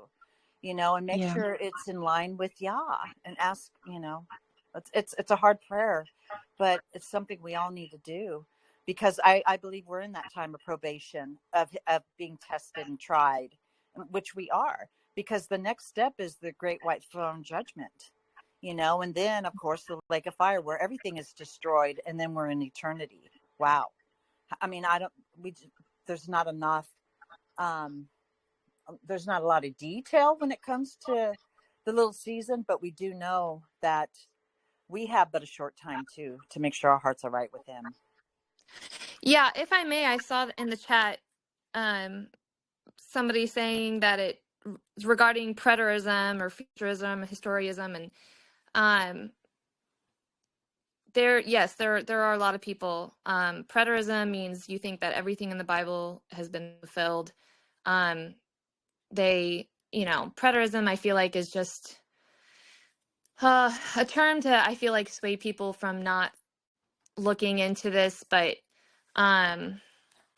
we do not, well, at least I know that our group does not believe that everything that has been written has been fulfilled. But when you look at the scriptures in Matthew, Mark, Luke, and John, when Yahushua is talking to the disciples, he kept telling them that in their generation, some of them would be there to see him coming in the clouds. There were some that were standing there with him that would see him coming in the clouds. And he said that even those that pierced him would also see him. So, I don't know how you can look at that and think that that's going to happen 2,000 years later, considering our short lifespans. But then when you get on that kind of like mindset, there is a lot of scripture that we're trying to compile and put together, because we understand that every bit of truth needs to be backed by scripture. And I do believe that they've hit it very well. And so, but no, we do not believe that everything in the Bible has been fulfilled yet. Most, but not all. Hallelujah. Yes.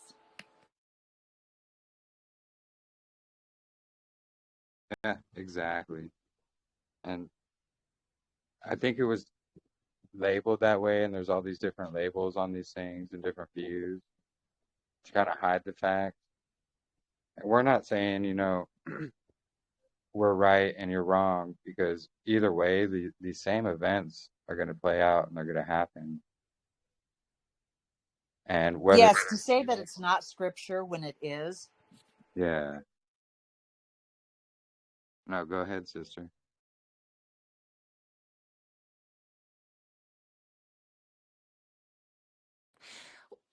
Well, I think what my mom was saying is, there's a time that is described, that he will be loosed.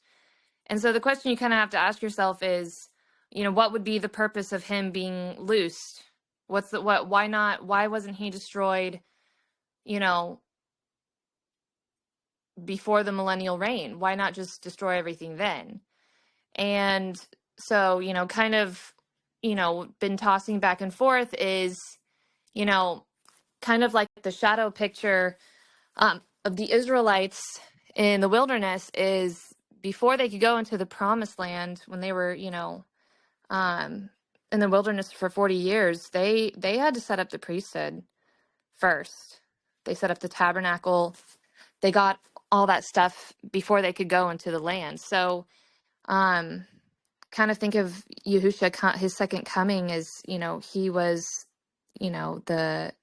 he basically reestablished the priesthood, right? He was the high priest, and you have to set up the priesthood and the kingdomhood first before you can have the people enter in, right? You have to have an establishment of leadership set up first.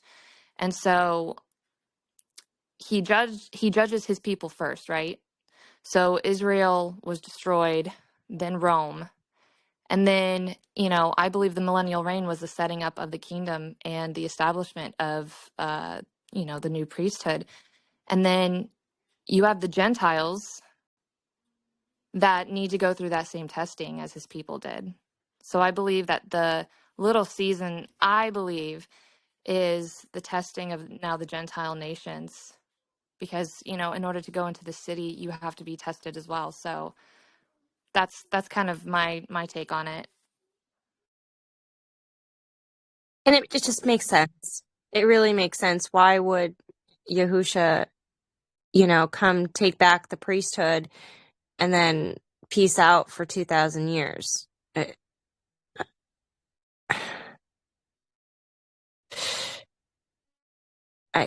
I can't see that. But I can see that we are in complete and utter deception at all angles. Years are missing, weeks been changed, calendar has been absolutely perverted, books removed, just you name it, everything is a lie. And then we have, Satan, with the Statue of Liberty and the chains being broken, just very, they tell us what they do. Richard, what are you sharing, brother, in here? This, you want to step in and talk about it? Sure. Yeah. Can you hear me okay? Yeah, totally. Oh, perfect. Yeah. I don't follow this guy all too closely, but I've caught a few of his teachings. Of course, he's got a YouTube channel as well. So he's got a YouTube channel, and the link up ahead, he's actually got a website as well, and he gets quite a bit. His kind of more aim is focusing on Rome, Vatican, Pope. So he's got a number of different resources out there. And this last image that I posted, he's got sort of he kind of goes through, it's called like a historicist view, saying that, yeah, exactly. It's not like from the time of the resurrection, nothing has happened. And so he's got, like, again, it seems like it definitely his views of maybe where the trumps are, the seals are, and where we're at in the stream of time. So I'm a visual, so sometimes it's a nice little visual and kind of like connect some dots. So maybe somebody in this chat can find that useful. So where are you with the Satan's kingdom? Or Satan's I've heard like the little season there, and I thought, wow, I'm kind of like with all of you as well. It's like, oh my goodness, we missed a second coming. We missed. It's incredible. Of course, we understand that history can be manipulated with texts and all that. It's like, wow, have we lost that much time that we're now in that little season, or are we about to enter the millennial time? And so I'm just gathering data. That's where I'm at right now. Yeah. There's a lot to uncover. Oh, indeed. But one thing you may find, again, it's just that's his perspective, David Wilkinson's perspective, and he'll refer back to some scripture as well. So it's not necessarily him just ranting. So again, maybe you guys can do some connecting some dots as well. Maybe it'd be helpful to you.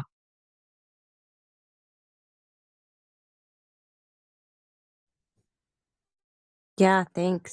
Yeah, we're digging it. We're digging in. I don't think that there would be transgression for trying to understand the times that we are in, and going through the past and seeing, what we're coming to is just mind-blowing and so much deception. So,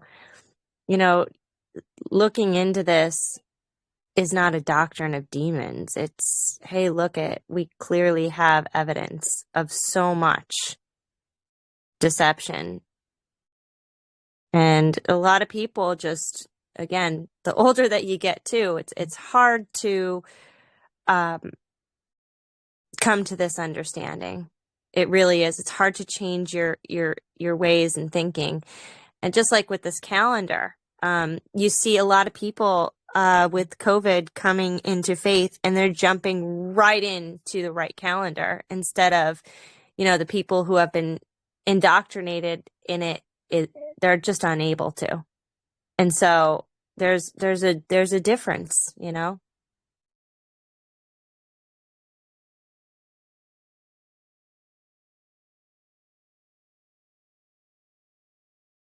Yeah, and whether we're pre or post, we still have that same goal.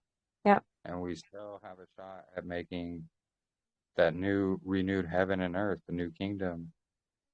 Right. It's either you're preparing yourself for final judgment, or you're preparing yourself for Messiah coming back and having the reign. Which I think we're almost in the safer boat when we're thinking about final judgment, because a lot of people are very lukewarm in their walk, because they think that Messiah is going to come back and set the record straight. A lot of people, I can't tell you how many times a day I hear, well, the calendar is not a salvation issue. Yahushua is going to come back and reenact everything and teach us. So we don't really have to know the calendar right now. I think that's a very dangerous place to be, because everything is revolved around his Sabbaths and his feasts. And if you mess those up, you don't have his mark. And if you don't have his mark, you have the beast's mark, because the mark of Yahuah is his Sabbaths and his Passover. So if you get those wrong, boom. What kind of mark are you even having? It is salvational. It is. And it's important to him, and it should be important to everyone that want to follow him. I would agree. It's important to make his appointed time. Like if we have a meeting and we miss it, we did just that. We missed it, and it's at an appointed time. So it's the same with Yahuah. If we miss his appointed times, it's not good. And that's why I just think with the deception of the people saying, okay, Messiah's going to come back and fix everything, so we don't really have to worry about it. Isn't that, you're like the virgins without the oil. You're not digging in. You're not getting your oil. You are not going through the crushing. You're not being hated for Messiah's name's sake, right? I love what I was just reading in the book of Nazarene. It really gives a better description of, the shorter version that Messiah speaks of. If the world hates you, it has hated me first. If you were to remain part of the world, it would accept you because it would accept you as its own and love you. But because I have severed you from the world, setting you apart, it will hate you. And what is the one thing that really sets us apart, really coming right out of the gate, is Torah. Because we don't look like the world, we're not acting like the world anymore, we're not speaking like the world anymore. And then when you get to the calendar, there's another sever. Because then we have a community, which was probably even set up and controlled still by Jesuits of the Hebrew Roots movement and the Messianics. There's still probably sects of Jesuits controlling those groups as well. We see leaders that are not following, that have some truths, but some blatant lies as well. So as soon as we start speaking on the calendar in these movements, boom, you are cut again. I mean, there's like division after division. It says, for it is in the nature of the worldly men to hate those who are different, and not only are you different, but you also seek to point out their wickedness. And I just got chills, because that's what I do. And I can't tell you how many times this week I was told, oh, you're so prideful. And it's like,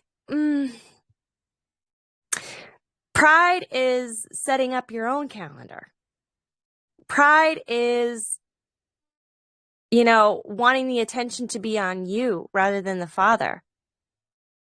And I don't know about you guys, but I have devoted my life to coming out of what I think and what I want and doing what he does. And that is pure submission. So I have a very big feeling that, I tell them, don't confuse pride with my confidence. I'm confident because I've studied. I've done the work. I'm going through the books that you won't touch. I'm seeing the truths that you can't see. And you're angry at me. Why? Because worldly. They want tradition over the truth. And it says, if I choose an easier path, your burden would be so much greater. And the fruit of the vine might fall on barren ground. As they have persecuted me, so they're going to persecute you. As they spurned my teachings, so they would have spurned yours. And as they rejected me, so they would have rejected you. And I see it. I see it's like, oh, we are called to be loving and hold hands and gather as a community. It's okay that we are all seeing different things. No, it's not. That is not the Zadok way. That is not what Messiah would have intended. Truth or bust. His way or the highway or the ditches. Whichever one you want to go to, it's a narrow road. And few find it. But ask, seek, and knock, the door will be open for you. It's not like he's going to just put us all in this dark, exile, wherever corner we're in, and we're not going to have any type of light. No, the Messiah said he came and he was going to restore everything in our minds. The Ruach is going to come to you and it's going to teach you all things. Humble yourself first and receive, but don't bring in the baggage of the traditions of men with you. This is exactly what he's saying. We could be loving. Messiah was pretty, I would say, loving when he told off the Pharisees because he was speaking truth. You robbers, whitewashed tombs, vipers, hypocrites, murderers, all the things, foxes. Tell that fox Herod where to go. He told someone, tell that fox Herod. I was like, yeah, sometimes it's necessary. Name calling, right? He did it. We can't. Sometimes it's necessary. I don't know. Especially when you know. There's a difference between, someone who is deceived and someone who is blatantly being a deceiver. There is a difference. And you guide in love, always. But sometimes it's like you gotta call it out for what it is.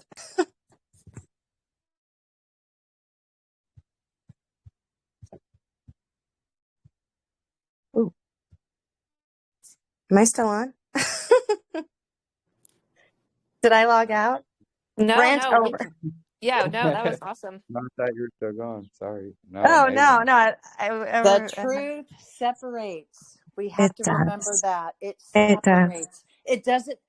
And those, like you said, those that are truly seeking him with all their heart, they will be on Yah's side. They will. But truth does divide. It always has, and it always will. Yeah, division You can is share critical. it in the most loving way. You can, share, allowing Yah to speak through you.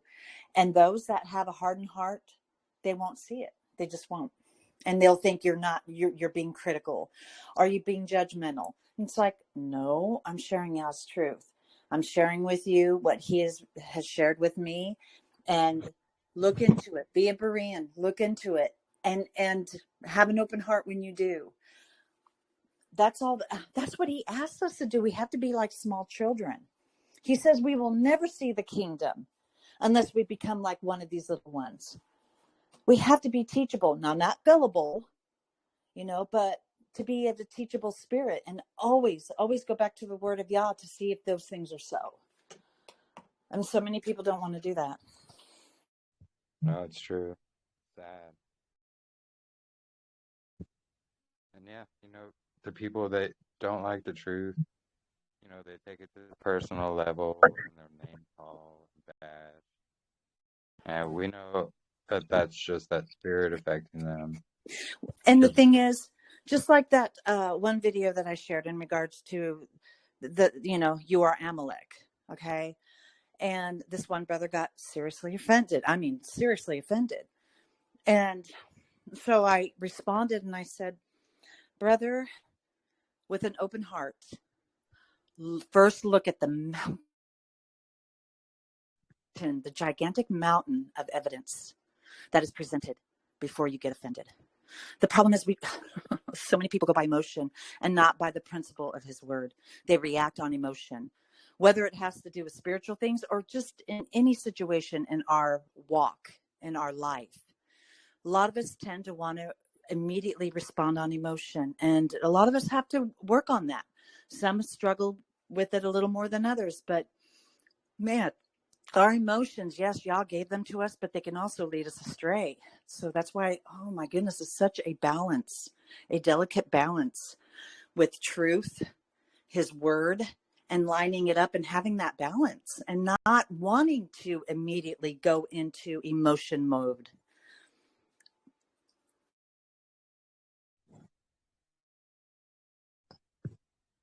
No, and that's the thing too. They let the emotions get involved and come into play. And yeah, we just got to pray for these people, really, that their eyes be open. Agreed. It is. It's a hard thing for all of us, you know, and so much of it stems from how we were raised, you know. Oh gosh, I mean, that plays a huge part. And we have to retrain, Yah has to retrain our hearts and our minds.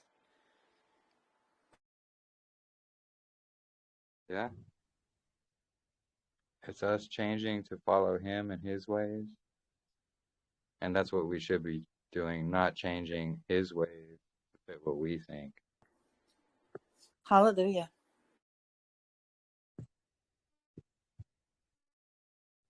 Well, yeah, we've seen the bad fruit of that with all these different denominations.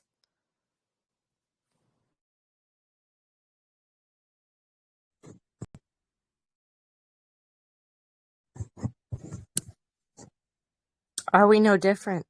The believers that understand Torah and the Messiah are one, and we're all divided. It's terrible. Oh, well, it always boils down to pride. That was the first thing in the list of things that Yah hates and despises. A proud look. Well, that proud looks come from a prideful heart. Pride was the downfall of Hasatan. He can't stand pride. And that's the root of it all, is pride.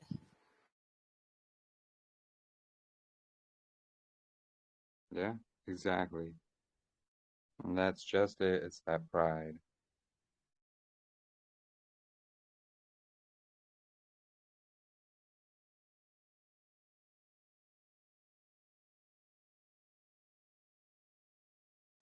No, that was good, Katrina. Thank you. Thank you, Sister Jennifer, as well.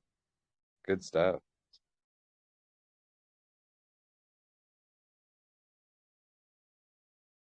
And yeah, I wanted to remind everybody, uh, we have our private session with Jackson Snyder this evening, and 8 p.m. Eastern. So we probably won't be going too long here on our fellowship because we want to have time to prepare for that. But we'll leave the Telegram link in the chat here as well this time. So, Jeremy, when you do this with Jackson, is it going to be on his Zoom or is it going to be here on the Telegram, the actual Telegram? You're inviting him to? It's going to be the same, his Zoom. Okay.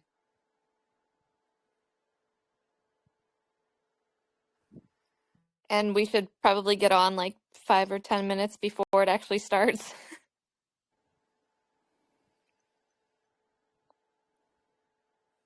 Yeah, exactly.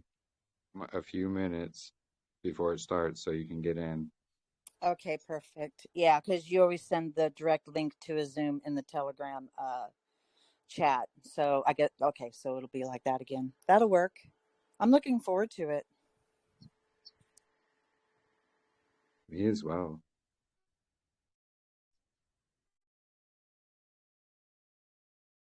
It's going to be, we want to hear what he has to say. I'm not sure if he's going to record it or not, Sister Jermaine. Is there any way that you could record it even though you're on his Zoom? There's no way, huh? No, I don't really have any way to do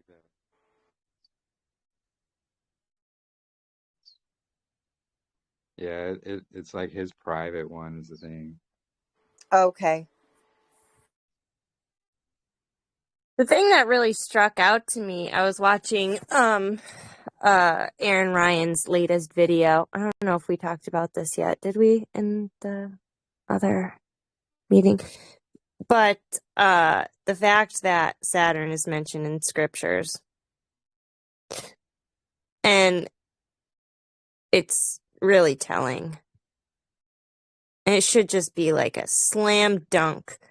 But using one of the scriptures that Brother Richard put in the chat, I mean, it all flows. I think she used a lot of Ezekiel 20 in there, but because they despised my judgments and walked not in my statutes, but polluted my Sabbaths. Well, how could you pollute it when you don't even do his Sabbath, you know?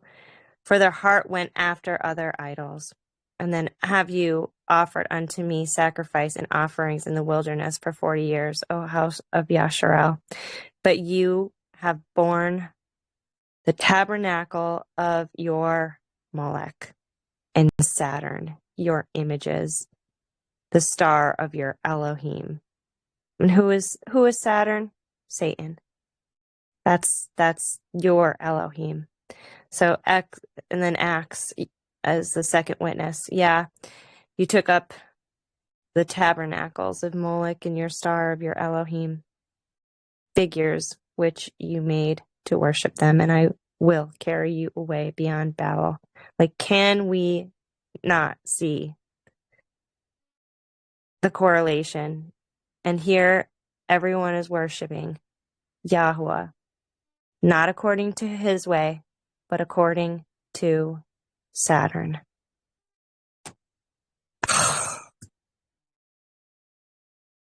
Saturn's day Sabbath. Not Yah's. Saturn's. I mean, that's so dangerous. Oh, yeah. Until I truly understood just how this calendar is. I truly believe this is part of Yah's protection for his remnant in these in this little season. Because while the world is either following the Gregorian Saturday or the Mark of the Beast Sunday, you have Yah's little remnant that is going by his true Shabbat with his true calendar. Praise his name.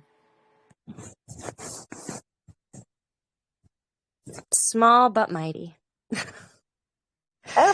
For sure, right?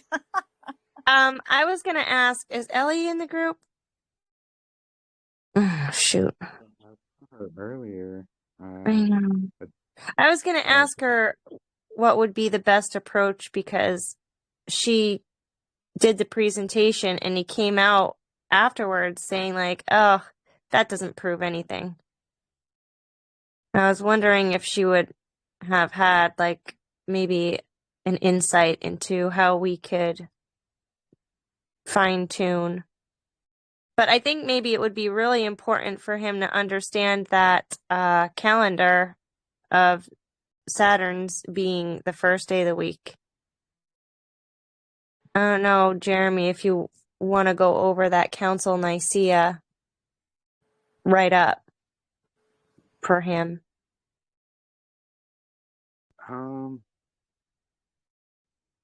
So basically, Saturn's Day, or what Saturday today, was the first day of a floating pagan week back then in Rome. So similar to how, the lunar Sabbath keepers do it. They have a floating week. And it's not necessarily even like, well, it is a floating week, but do you know why it floats? It's because they missed the divider day. That's why it's all off. Marissa pointed out with how a dear brother of ours, because his weekly Shabbat is different. I think, was it weekly or every month? I can't remember. I think it's every month. It's every month. Oh, there you go, Marissa. Yeah, it's every month because according to where the moon is and where it's going into what constellation, right? Is that what you were saying? Yeah, you know what? I kind of figured out that must be how he's doing it, because when I put that zodiac scroll together, it will show the moon 2 days in one 2 days in one constellation, 2 days in the next, and then 3 days in the next. And I read something somewhere, I can't remember where, that I said that because the moon's in a constellation for 3 days, they believe that the moon has a rest day, and so that's the third day is the Shabbat. Okay, all right. Thanks, Marissa. Yeah, like it's interesting to like try to understand what the other concepts are. Right. But you don't have to, adopt those concepts as your own. Wait, Right. they think the moon has a rest day? Yeah. That's odd. I don't think I've ever heard that. I don't think Well, I've the ever thing heard is, that. because he's not familiar at all with the Dead Sea Scrolls, or I mean, a little bit with some of the hidden books, but going through the Sefer, which you can't trust the Sefer at all. But I'm hoping that he's continuing to look more into it. Are we talking about Sean? Yes, because the moon is not the one that we follow. We follow the great timekeeper, which is the sun.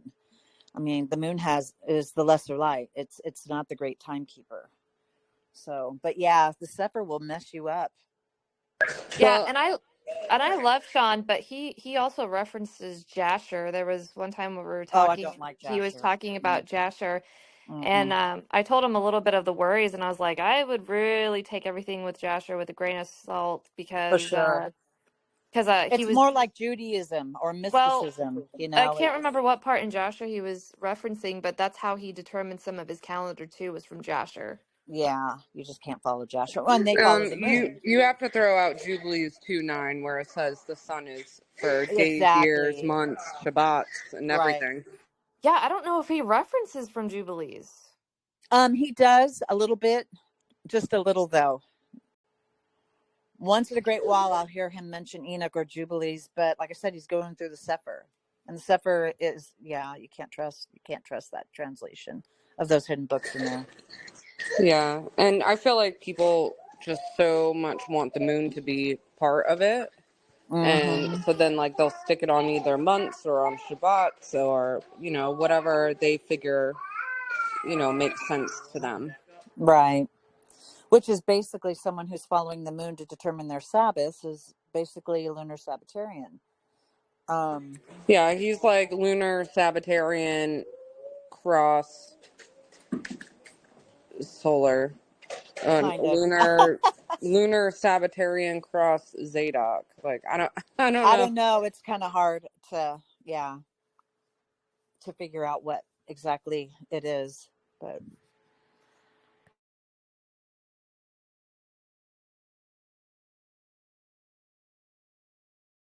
no, very interesting stuff.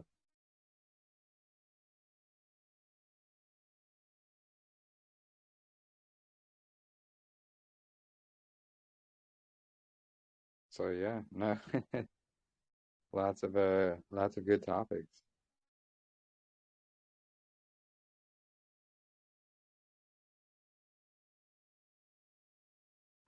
Jermaine, is Jermaine still in here?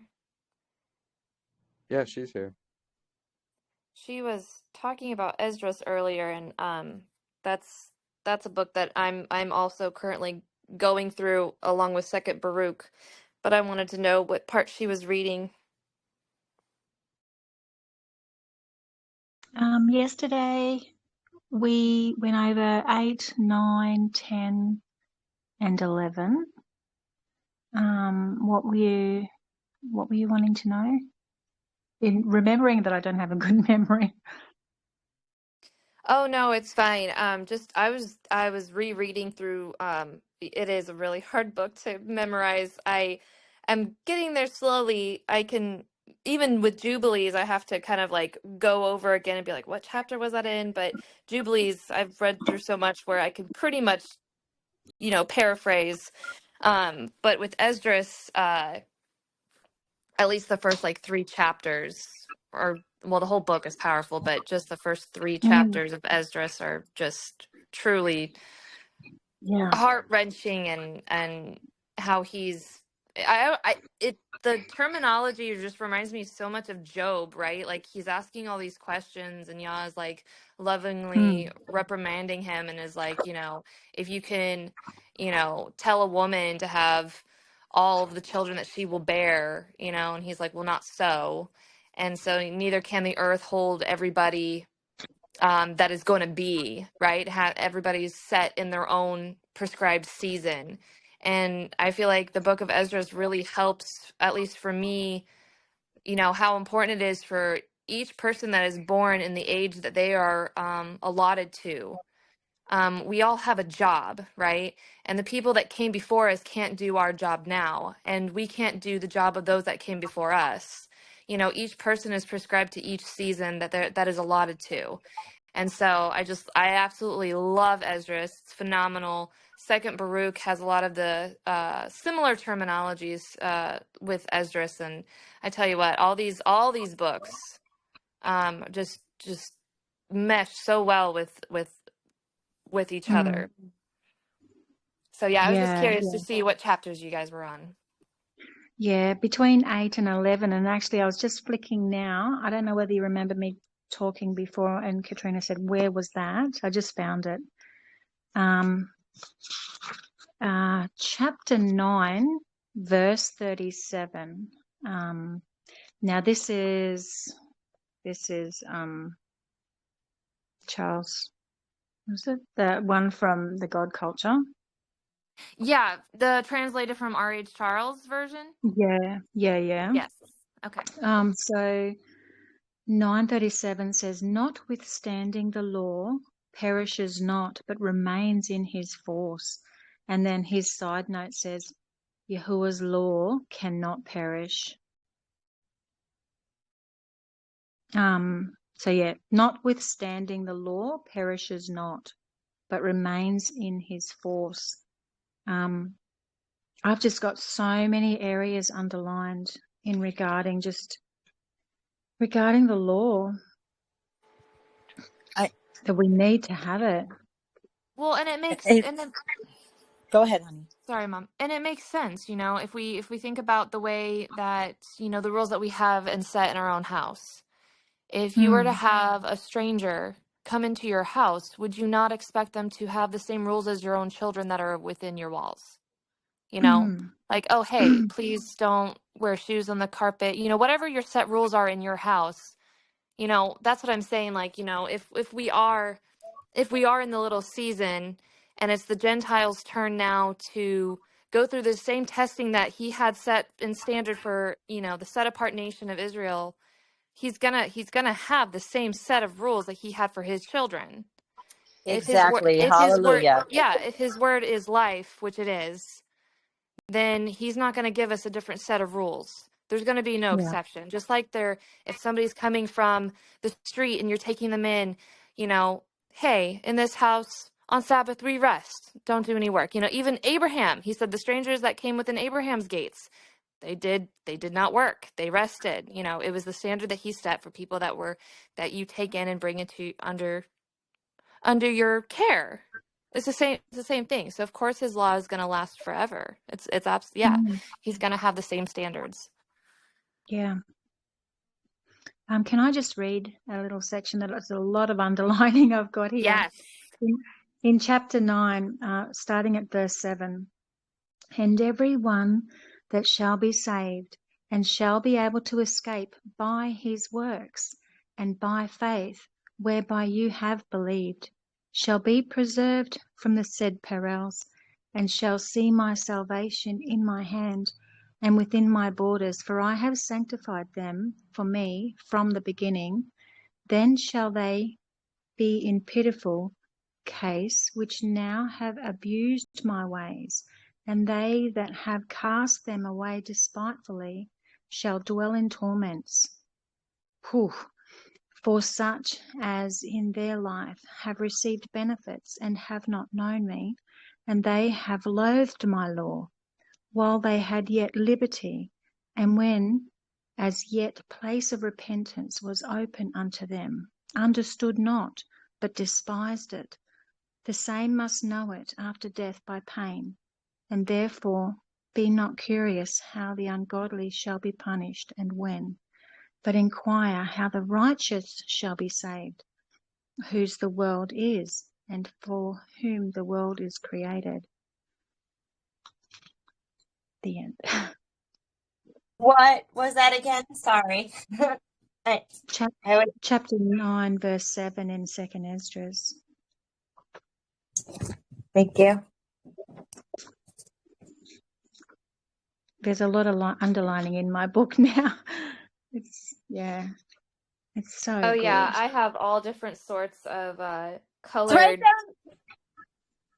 Sorry. What were you going to say? I have lots of different colored highlighters that I had bought, and I'm trying to color code. It's not going well. I have everything highlighted in Second Esdras, I feel like, and like double lined and everything, because it's just, you know, there's these extra books. It's just such a better explanation to me. It really fills in the holes that are noticeable in the 66 books. It's like it glows. It's so it's completing what the yeah. 66 has left out. That's why they purposely took out these books, because it was for the end times. Yeah. I understand. I underline and highlight. Sorry, I highlight all the law sections in blue. Do you do blue for law? Yes. Blue and green. Yeah, blue stands, blue and green, blue, because green to me is like blue stands life. for obedience to his law. That's cool. And yellow or gold is like our faith. It says, I counsel thee to buy me gold tried in the fire. And the only way we're going to really establish that kind of faith and trust in Yah is by fire, being purified in the fire of persecution of some kind. So praise his name that he has all these colors for different meanings. Were you going to say something, Katrina? No. No,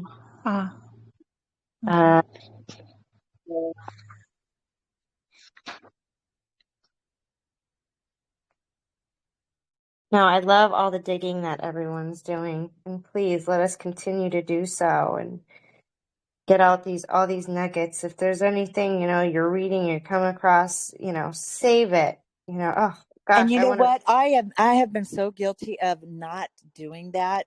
I've read over things, and then I would ponder it, and then I don't think to make it a point to, hey, and then bring it up in the chat or whatever. I don't do that. I need to get better at that. Yeah, definitely. We all do. Because like you guys were saying, each time that we get together to share, we might speak something or share something that we read or whatever, and then the other person be like, oh, and I found, in regards to that, I found this other little nugget. It's just wonderful how it's the pieces of a huge puzzle, and how that's why we need each other. We really do. We need to bounce things off one another, and it helps to complete that picture that Yah so much is trying to teach and show us. That's how it's been working. That's how, and I just want to keep reminding people that this is not Jeremy's group. This is not my group. This is our group. This is Yah's. It's Yah's. Everything belongs to him. So yeah, men, step up. Women, step up. This is not like men or men rule over women. We all are one in the body of. Oh, that's what used to drive me nuts when I would get together with other groups in Torah and all this. All the men, only the men could read out of the scriptures, and it used to drive me nuts, because there would be so many times that I would want to read something, and then it would trigger something that I've either experienced in my walk with him and how he led in leading me in the scriptures, and it's like it's very stifling. And that's not how the Ruach works. It's just not. He speaks through both men and women. And this thing with only having the men read out of the word, it just, oh gosh. Jeremy, do you want to play that video from that guy on women? Yeah. Send it to me. We could play it.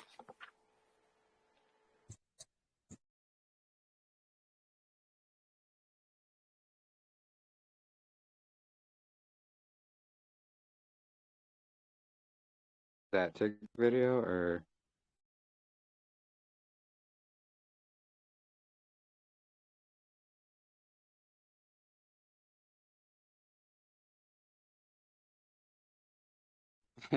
Yeah, Sumi, you got too much to say to be quiet.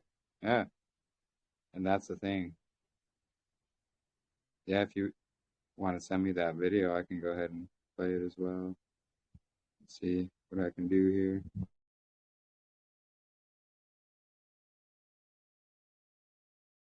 I put it in the group. Where do you want me to put it? Okay, give it just a moment here.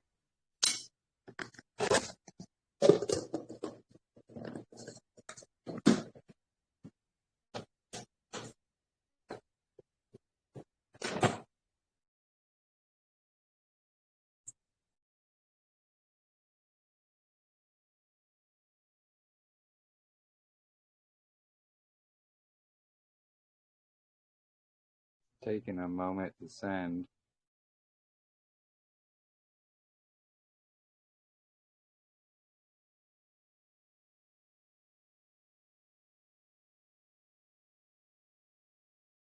I sent the TikTok of him to your private messages. Was it here or on Facebook? Oh, no, I got it. Hold on.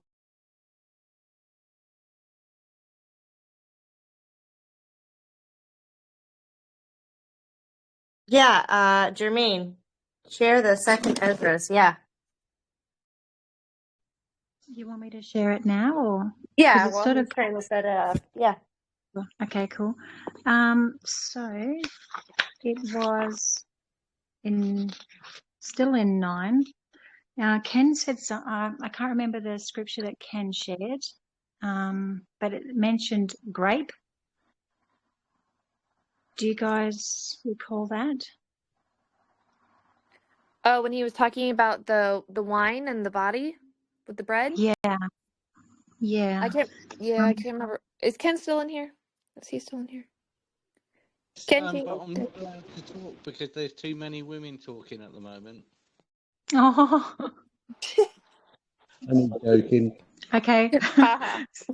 So I'll just read this. It is in 9, verse 20. I might actually go back to 19. For then everyone obeyed, but now the manners of them which are created in this world that is made are corrupted by perpetual seed, and by a law which is unsearchable rid themselves.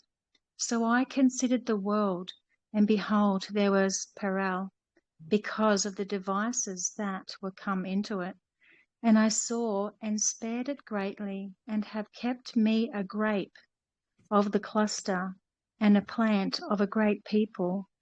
Let the multitude perish then, which was born in vain, and let my grape be kept, and my plant, for with great labour have I made it perfect. I just remembered, because you said grape, I remembered I read that twice. So I just thought I'd read that. I don't know if that connects. Yeah, wow. Just a single grape. Yeah. So isn't he saving one grape from it seems to read like a whole vineyard of grapes, and he's only concerned about one particular grape within the vineyard, and he doesn't care about the rest, does he? That's how it was reading when I read it a while back. Yeah.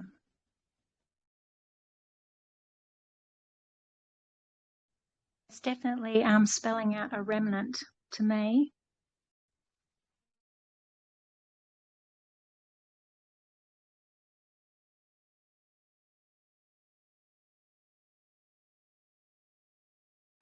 You want me to play that video?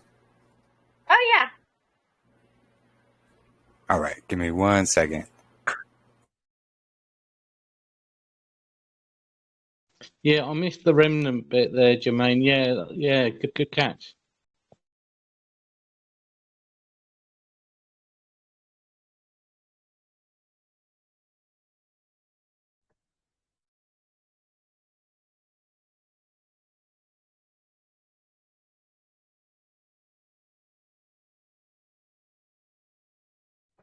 This clip is for you, Nick Vanderland.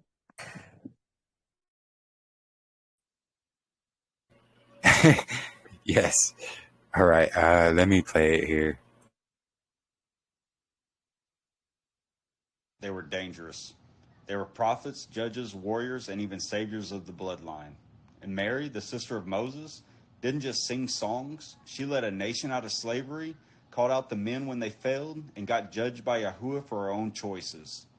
Deborah was the only judge in Israel who actually got it done when the men were too scared. She didn't wait for permission either. She called for war, led troops, and broke enemy kings. Ruth, a Moabite outsider, ignored by Israel, carried the bloodline of the Messiah. And Esther stared genocide in the face and made a king bow. And the list goes on and on. From Sarah, Hannah, Abigail, Yael, Huldah, none of them wallflowers, but strategists, prophets, and mothers of kings. And here's what the scrolls actually say. The women taught the Torah to the kings, and they judged disputes and led armies. They also risked their lives to save the covenant line when the men cowered. And the biggest secret, the Messiah himself didn't come through some sanitized, church-approved line. He came through women who broke rules, defied traditions, and risked everything. Tamar, Rahab, Ruth, Bathsheba.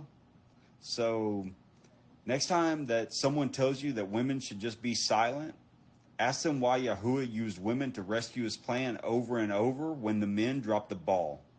And the real scandal, Rome buried the stories, and the church turned lions into lambs so no one would question the system. Because women in the Bible were never sidekicks, they were fire starters. So if you're tired of sanitized sermons and fake humility, dig back to the source. Because the remnant always had women who refused to bow. Like, follow, and share for more. Damn. Woo! That was awesome. Praise Yah. Boy, did he nail it. He nailed it. That was beautiful. Praise his name. On fire. And yeah, the link is there in chat as well. When I saw that, I literally fell over off of my chair. I was just like, what? What? Yeah, I like that guy. I love how he shares. I wish I could just get him to talk civilly. He's it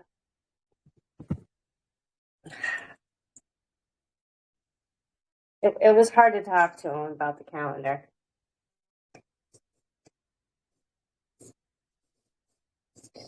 It's like, brother, you're like prophesying, and what you're prophesying is lining up. Yeah, and he just refused to see it. Yeah. Yep. Stuck on the moon.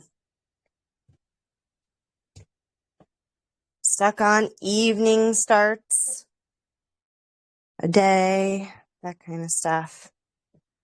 But praying for him. And you know what? The prayers worked because he denied Paul. And I've been praying for him. And he now sees Paul.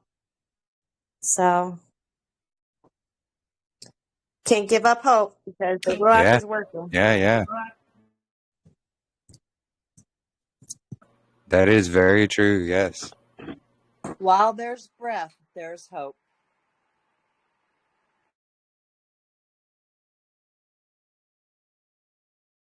I was going to say, I was praying for you, Katrina. I think I did say it a long time ago, but before you come to this calendar, I was praying for you by name quite regularly. So, there is hope. There is hope.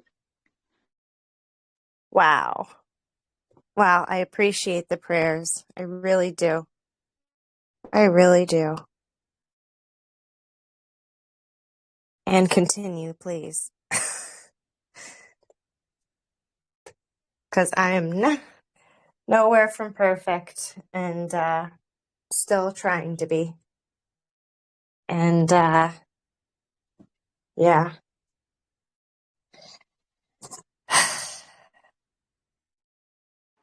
It's a moment by moment, second by second, daily surrendering our hearts to Him. Because I tell you, we all need it. We definitely do.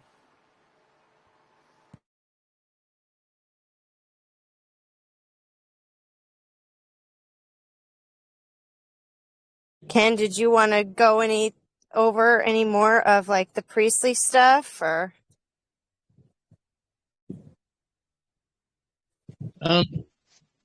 No, I've done no priestly study this week. I was trying to think which direction to go with things this week. Haven't done much study, to be honest, but I do have a testimony that I'd like to just to share. It won't take too long. But as you all know, my wife left back in March, and she took my daughter. I had two sons here. One son later decided to be with his mother because he was being a bit naughty here. It caught him stealing some money. So rather than face the punishment of losing his mobile phone and PC, he decided to go over to his mother's. So Jermaine very kindly introduced me to a men's group that has been formed, and it seemed like there's a lot of guys in this situation where the wives have just up and gone, and all the guys seem to be Torah followers. So if I was in my old self in a situation like this, I would have, fought tooth and nail to try and get my wife back and everything back. But I had none of that this time. I felt that I just needed to support my wife in the decision that she made, which is a bit of a strange way to go about things, but I felt that it was the right way to do it. So over the past couple of months, her child services were also involved for some strange reason. So they told me that I shouldn't be seeing my children, all that malarkey. I would send the odd message to my wife, which via Facebook chat, which never got a response. She was told by child services not to respond to anything that I sent her. So I would go around there and drop a few things off, and just quietly supported her. And this week we had a family day out. We went out yesterday, and we all went bowling like a family would do, and we had a nice time. And I think sometimes when it comes to, we were talking about pride earlier on, is actually just to humble yourself and know that this happened for a reason. Yah wouldn't allow it to happen if it wasn't meant to happen, and it happened, so I accepted it. I wasn't going to put any of my old self in it to try, and normally I fight for things and don't give up. I'm quite competitive. So I fell into the understanding that she needed understanding and needed my support. So she's still my wife. She's still living away from me, but I will continue to support her, and hopefully that she eventually might see some good in the marriage coming back together, if that makes any sense. So I like just to praise Yah for his quiet spirit that speaks to us, and during difficult times, when things are difficult, that he is there listening. And although sometimes our prayers seem empty and quiet to us, they are being heard, and he does make moves for not the desires of our heart, but the desire for his commitments that are made before him to be kept. Yes, well said.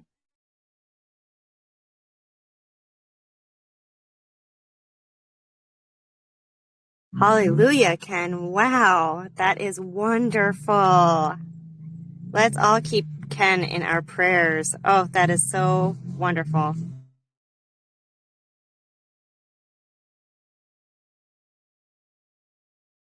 Yeah, beautiful.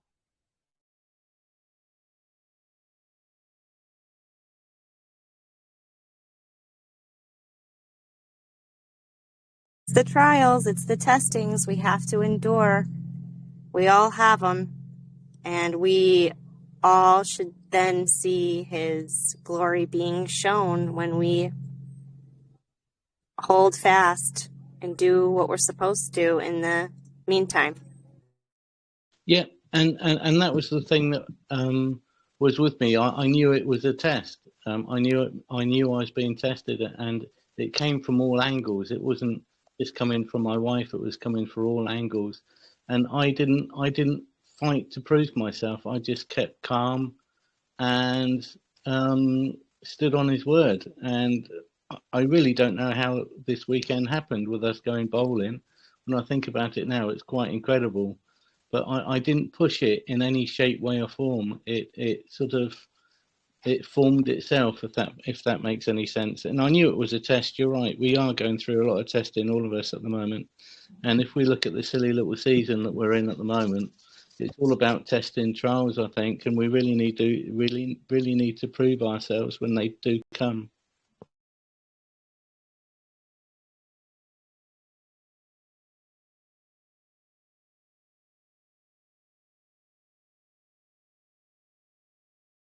Love it. Exactly. Endure to the end. And in the meantime, do what we're called to do, is share his truth out like the wildfire that it needs to be. It needs to go out. And so many people are getting it. Yeah, I feel like that we are supposed to, we are responsible to be praying and fasting for these people, because if you've ever seen this spirit take over somebody, it's wild. I have already seen it like 3 or 4 times. Once with my husband, who left me for like 3 months, and I was looking at him and talking to him, and it's like, that was not my husband. Like something was taking over his brain. It was crazy work. And then his sister, who's been in this walk for 19 years, wears skirts down to her feet. I mean, speaks in tongues. I mean, eats clean for 19 years, almost 20 years, has not wavered. And it's just like, when I met her, it was like something about her. And I told my husband, like, I don't feel comfortable, around her, because I feel like she don't like me. And, you can just feel the spirit. Even though she said she liked me, she loved me, I could just feel something. And now she and her husband are trying to get divorced, and she started wearing blue jeans and, I mean, like going and working out. And she's got 8 kids, and 4 of them are like disabled, nonverbal. But it's like, whenever my husband talked to his sister, he's like, I don't even recognize her. Like, that's not my sister. And then her husband is saying the same thing. Like, this is not my wife. It's like a whole different spirit is taking over her. And then my daughter, she's going through like a similar situation where she has been following along with me, doing the feast and everything. And now all of a sudden she's just like, well, I just feel like that I need to step back a little bit. And it's like she's falling asleep, And the Father keeps just like putting these visions in my head. Like whenever Yahushua was outside, whenever he went to pray in the Garden of Gethsemane, and the guys were supposed to be sitting there, you know, watching for him and praying for him, and he kept coming back like, what, you guys are sleeping again? Like, I don't think that they were physically sleeping. I think that they had fallen asleep. Maybe they were sitting there, I don't know, playing cards or something. I don't know what they were doing, but I don't think they were like sleeping on the ground. I think they spiritually went to sleep. They were supposed to be praying, and like, people can spiritually go to sleep. And so our job is to get them back, like to pray for them, to bring it back to their attention, to tell them what's happening to them, because sometimes they don't know. And it's like, the more that we do tell them, they reject it and they start screaming at us and saying, you don't understand. It's crazy. But I mean, I've seen them come back awake, and I've seen people come back out of that. And they're like, I don't know what got into me. You know, my daughter, she has done this 3 times now. And every time she comes back, she'll be like, Mommy, I remember going through it, but I don't understand what happened and how I got to that place. So it's like some kind of sleep or something. I don't know how it happens, but we definitely need to be praying over the spirit with these women just up and leaving their husbands for just crazy. It's crazy. It's crazy, y'all. And it's scary. And I just feel like that we should really be binding these demons, whatever it is. I have no idea what it is, but it's something that's not, you know, I don't know. Anyway, that's my 2 cents.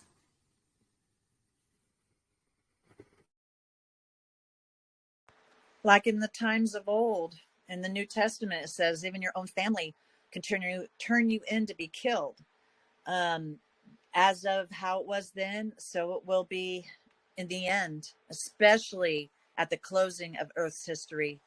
This is the reason why we need to go through this refining of the characters for us to be ready to be in the presence of a holy Elohim.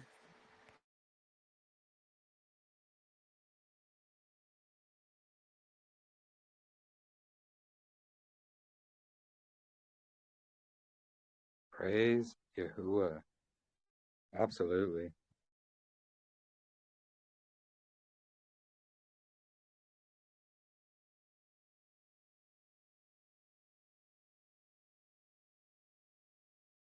Wow. No, keep going. I love it.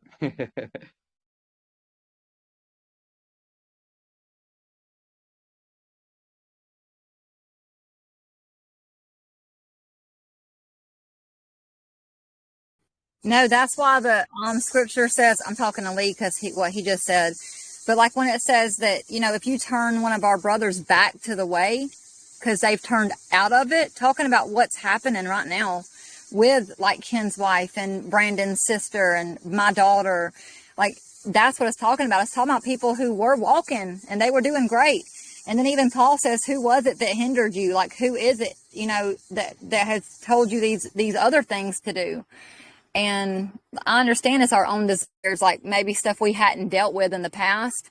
But even so, you know, they know better. Like they've already been here. They were already walking in the way.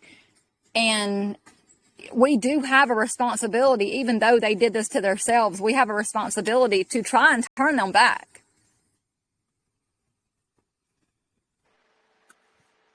Yes, agreed.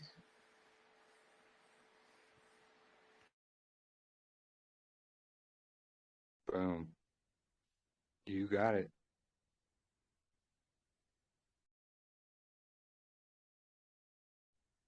Yeah, I love it. Just coming together, reasoning together, talking together.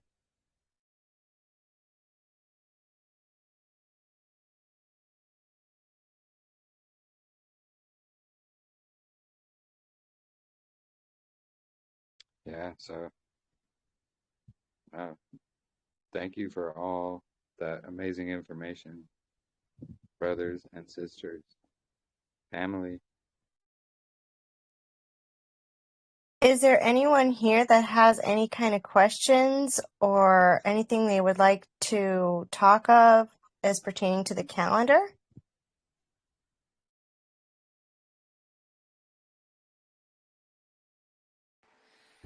Um, When we were talking about the transition, when the sun is going down into the north,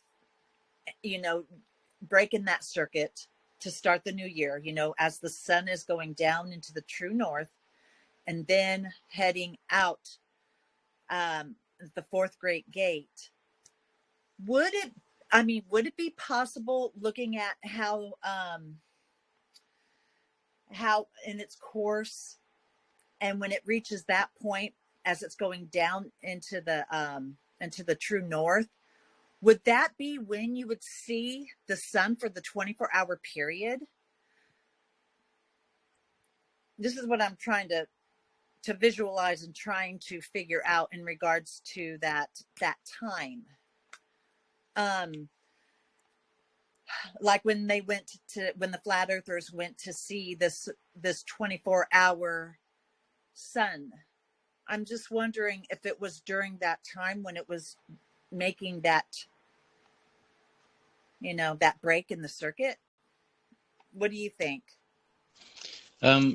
Through my understanding, Jennifer, the 24-hour sun will be happening now. It's during the summer solstice, and in some places, we're talking about north of the Arctic Circle. I believe that there could be, I think there's maybe 2 or 3 days where the sun actually doesn't, it will go down, but not quite become a sunset, but then become a sunrise. And I think that happens for 2 or 3 days in some of these cities that are quite far into the Arctic Circle. The sun going north happens, it should be happening during or around the time of the spring equinox. I don't know how that quite works, and you're quite right to question that, because I'd like to see some understanding about that as well. Yes. And I also understand how do we get a straight line shadow throughout the Earth on a circular flat disk? For me, it's absolutely phenomenal that it does actually happen.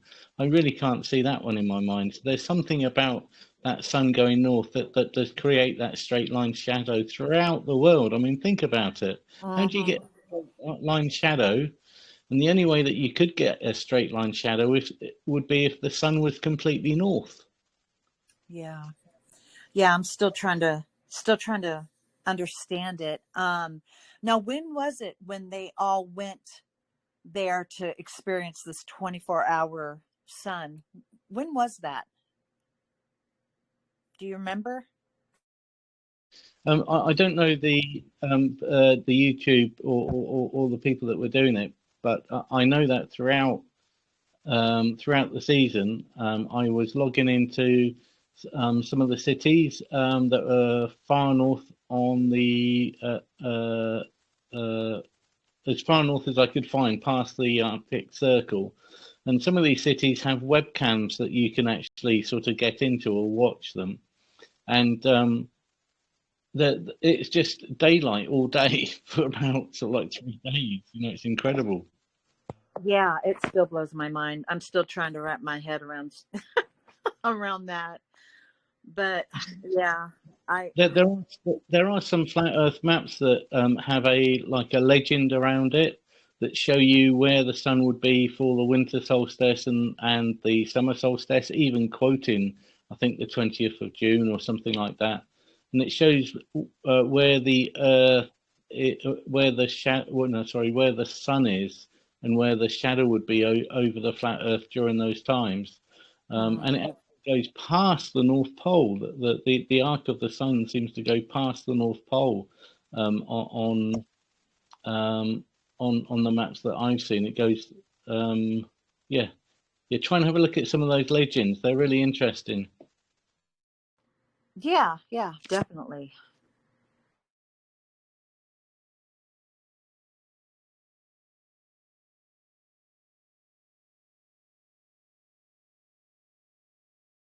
Definitely. No, It just blows my mind about Robbie Davidson, just because he went to go see that, he totally debunks all the scriptures that perfectly point out the kind of realm we live in. I just, man, it's so sad.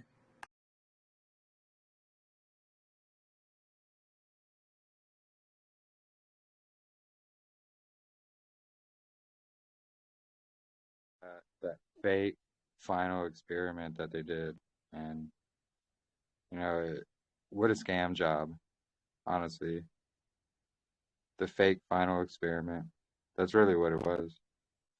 Yeah, I'm trying to figure out how they were able to pull it off to get someone as seasoned as he was. I just don't get it.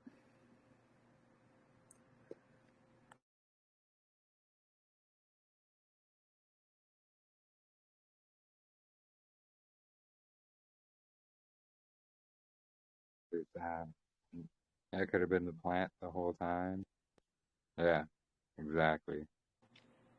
Oh, you mean like a controlled opposition type situation? Yeah, exactly.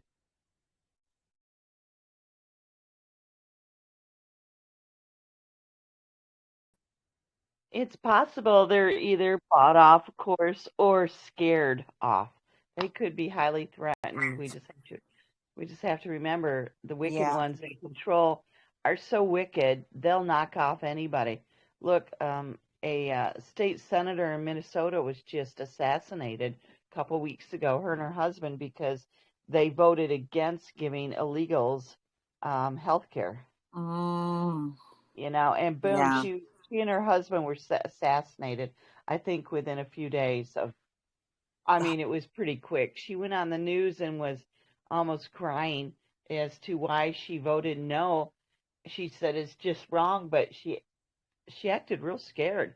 But she voted her conscience, and bam, they both, her and her husband, were knocked off within a day or two. Oh, that's so sad.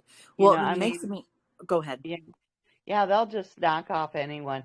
So someone who's really grounded, that appears to be really grounded, if they have a family and children and stuff, I can see why they would flip. I think, I would never flip. Truth is more important than anything, but you don't know what they're doing to these people. Like I was sharing with Miranda, so that's the only thing that I can think of is they threatened his wife and new baby. They had a baby, 2 years ago, but like with Rob Skiba, he was so firm on it and he never turned, but yet I believe he was definitely assassinated for sure, because maybe he was threatened, but yet he did not listen to him and continued on. And they got him in the hospital and killed him. They did. Let his wife see him, and so sad. I don't think there's anybody that doesn't believe he wasn't murdered. Right. Oh, he was getting into, like Miranda was mentioning, she watched one of his close to before he was killed. I didn't see that one, but he was starting to go into the ether, getting into more detail about the ether, right? Correct, hon? Well, yeah. He was, wow. Well, he was quite influential and had quite a following, so they had to shut him up. Oh, yeah. It's just heartbreaking because he was one that was so loved. Oh, I know. And then, of course, the guy that did the Lost History of Flat Earth, definitely believe that they got to him, because now he's totally recanting everything that he shared on that documentary about the history of Flat Earth. He shared some powerful. Yeah, go ahead. He was going strong, and then came to an immediate stop, and I didn't know he was reversing everything he said, but fortunately many people had copied the entire series and was putting it out. Yes, I'm so glad. Yeah, because he was even saying to go back to Catholicism and mentioning paganism, like, oh my goodness, yeah, they got to him. Very sad. That's really sad. Yeah, he definitely knew a lot. He knew a lot. His videos and testimony turned a lot of people towards the truth. Yeah, and I'm so thankful for people like him and others. So many people said that is what started them down the path. A lot of atheists turned to Yah just through biblical cosmology. Uh-huh. Well, we need to be praying for those, truth tellers out there that have large followings and that are gaining more momentum. We need to bathe them in prayer and protection. Even our beloved brothers and sisters in our own group here. Yes. Because more and more people are paying attention and they're gaining more followers. And I know they're not doing it to gain followers. They're doing it because of love of the truth. Uh-huh. And the fact that we can speak so freely about things. And Hasatan sees this group as a threat. That's why I'm constantly lifting up this little family right here in prayer, because he's going to be attacking each one of us through our families, through our friends. And yeah, it'll be nonstop.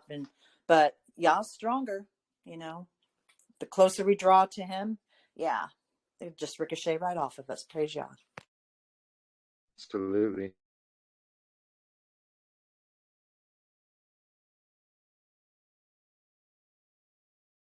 Yeah, praise Yahuah. Yeah, Shabbat Shalom to everybody just joining as well, or who has joined recently. And just to clarify, so we're having our private Zoom meeting on Jackson's side or Zoom tonight without the Pharisee trap questions and the other people there. So we're just gonna go over with Brother Jackson, get his thoughts and what he feels about it without all the interruption from the Pharisees, Without the detractors. Yeah. What time will that be? 8 p.m. Eastern. Oh, look, Katrina's got her video going. And will the Zoom link be put on here or the messenger chat?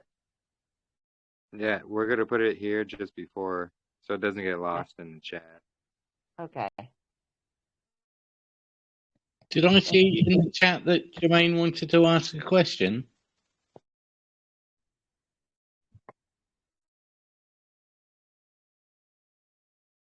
Jermaine, did you have a question? Yeah. I just don't know if it's the right time. I think Katrina was going to try and share something. Well, no, that's okay. Go ahead. Okay. So recently we had a lady who is she was renting a bus on the property, and she just passed away a couple of weeks ago. And anyway, she had a lot of belongings that we're starting to try to sort of sift through and throw away. And so obviously she wasn't a believer as such. Obviously, well, she did believe in God, but she wasn't practicing or walking anyway in truth.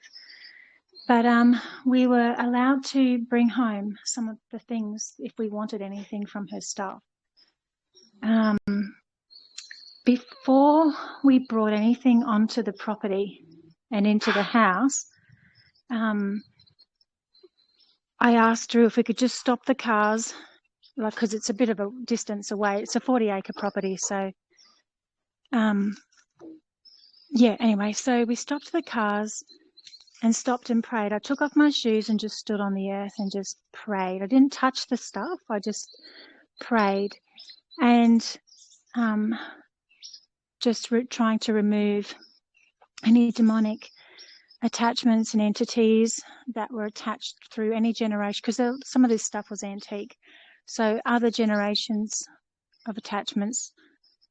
Anyway, because we're just starting to learn about all this sort of thing, I just thought it was best that we pray against anything that was on these things.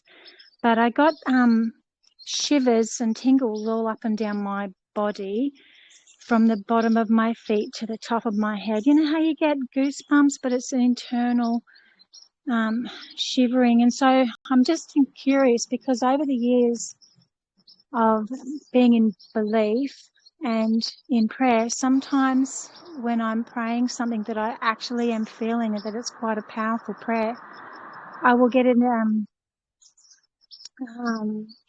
that tingling. Someone else might be able to explain it better, but it's just a, goosebumpies inside and outside.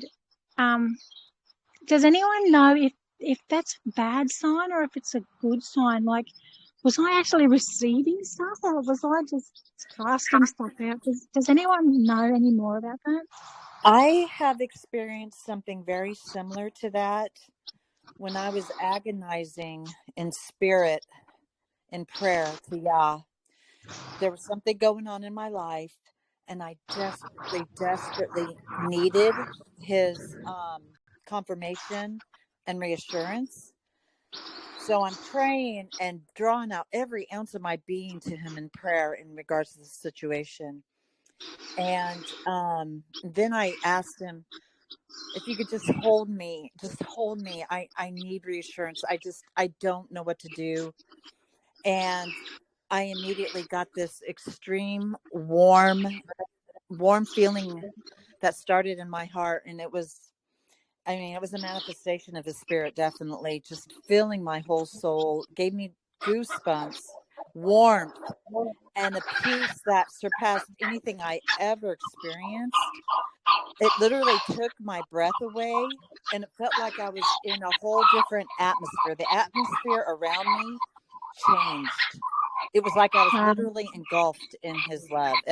It's hard to explain. I second that. I was just going to say, can you hear the birds in the background? I can. Yeah.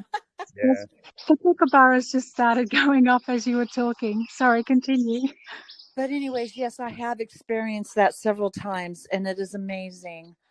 I've also experienced when there was an evil presence in my house from a dead sleep, not realizing at the time my youngest had a witchcraft book in her room. So then there was, like I said, so experiencing Yah's presence to experiencing a very evil presence where it sent cold chills from head to toe down my body and sensing a very evil presence. So yes, sister, I can definitely vouch for experiencing that kind of physical manifestation of Yah's spirit and one of an evil one. Okay. In my experience, it's like whenever he's about to move for you, like you have to us, it's like an emergency. Like, I need you now. Like, I can't do this. And then he will literally, do something. Like, he acts right then, and it's powerful. Hallelujah. It is. He's wonderful. Okay, thank you. Does anybody else have anything to say on that? Experiences? I do. I know that when I was teaching school, there was an anxiety that came over me. I was doing the newspaper for a classroom. I was teaching journalism at the time. And this anxiety came over me, and I didn't know what it was. And it was like I prayed, and it would not leave, even through prayer. And I got my Bible study leader to pray for me, who was pretty powerful and understood the demonic and the spiritual realm. And I think finally, at least I had a peace. But when I went back to work in the classroom again and started working on the paper, it came over me again. And so I moved the paper over, and here was a drawing that one of the students had done and wanted it in the paper. And that drawing had an attachment, some demonic attachment. And that was, I don't know if it was the spirit telling me of that, because if that would have gone out in the paper to the whole school, who knows what damage could have been done unknowingly. But as soon as I removed that picture from the paper, there was a total peace. The torment, the anxiety was gone. And so that was experiencing like that side. Sometimes there's a warning And then now I've learned, as I've been moving and operating in the Spirit and learning to listen and been in Torah, there seems to be when I am speaking something and there's truth in what I'm speaking, there's like a quickening within me, within my upper body, that I can sense that I'm speaking his truth, or I'm saying something that he has showing me. And then if I'm saying something that's not necessarily true, but my thoughts, there'll be a stop in it. So there is something that goes on inside, and learning to listen, and he'll teach us. And as we're willing to and continue on. So that's my experience. And I'm still trying to figure out how to do spiritual warfare with Torah and with the names. So I'm still in training for all of that, trying to figure out how that all goes with Torah, though I know we have authority. So anyways, Okay, thank you. So Jennifer, the sound, it sounded like, sorry, I was a little bit sidetracked by the birds, but you were saying something about that tingling, Yes. sort of related to the evil. Yeah. Oh, go ahead. So do you think when I was praying that perhaps was something coming in, or do you think I was actually casting something out of myself from a generational thing? I'm just in confusion. I don't know what happened, but I've had it happen over the years. By when I have a nice thought, I've had those tinglings. So I'm just wondering what's going on. Well, I didn't receive anything. Well, like I said, I mean, Yah knows our hearts. And with that tingling that you felt, did you say you felt a warmth or a peace? Well, I was distracted by that feeling.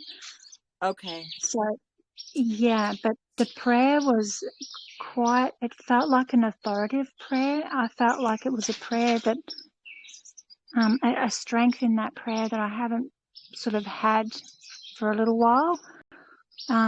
Maybe it was Yah giving you confirmation on that prayer. Just like he gave me confirmation on the prayer when I was reaching out with every ounce of my being, because I was in so much emotional turmoil, wanting to do his will, but not knowing how to proceed, and just asking for his confirmation. And that's what I was doing. That's what I was doing, because I in the prayer I said, look, I don't know if I'm doing this right. Okay. Please, you just take control of this. And that was his way of that was his way of reassuring you that he heard your prayer and he's answering.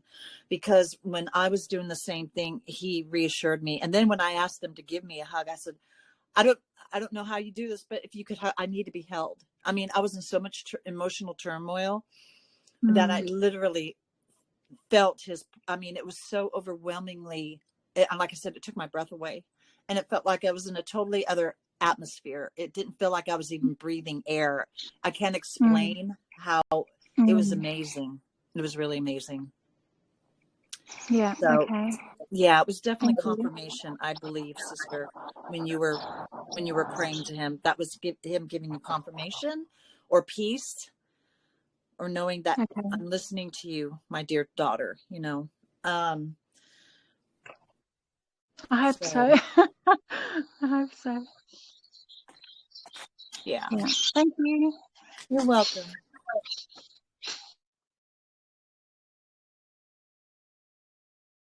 Yeah.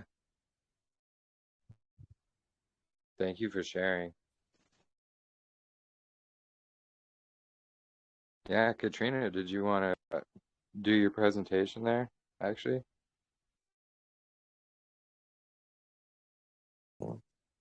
Yeah. Let's see. What? Well, first of all, I do want to say that I go to a muscle tester. It was a while ago. And she's like, "Oh, Katrina, that's a pretty ring. Where'd you get that?" I said, "Oh, I think what are those stores that buy and sell gold? It's like secondhand." Pawn shops. Pawn shops. So I got a ring because I was buying gold, but I got a ring too. And she's like, "Oh, did you ground it?" I'm like, "What?" She's like, "Yeah, like whenever you get like jewelry, you're supposed to like put it in the ground in the dirt for a while and like let it sit in there. Because like you could get health problems from or like experience the same things as the people that had the jewelry before you." So I thought that was interesting. Wow, is it because the gold or whatever it is a conductor, possibly? Maybe, yeah. So like I was experiencing some kind of health problem, and she's like, "Take the ring off."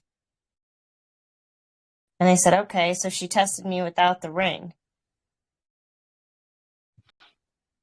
And Wow, I don't remember the exact thing that happened, but like it kind of proved that it was the ring that was giving me whatever problem that was associated with the person wearing it before. I think that demons or evil spirits can attach themselves to objects, especially if the owner, the current owner at the time, did it intentionally. And a lot of times in witchcraft, they do that. And even if it's not intentional, that's why, we shouldn't have objects like dream catchers and, different things in our homes, because it could have things attached to it.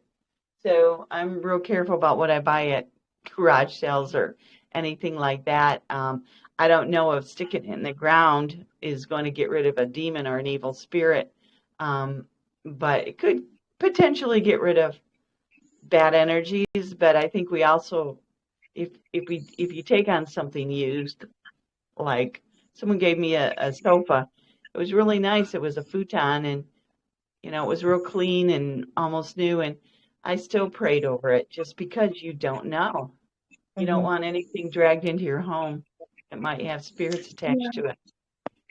Yeah, and that's why I said we really need to pray for this stuff, because there were some antiques in there, and it would have been even owned by people generations before her. And so I said to her, before we even drive these cars into our normal driveway, can we just stop and pray? And so I'm just going to say, like, in regards to what Katrina was saying about the grounding, as we stood there, I just had that thought that I needed to take my shoes off and to stand on the ground before I prayed. So there was possibly also some sort of an energy.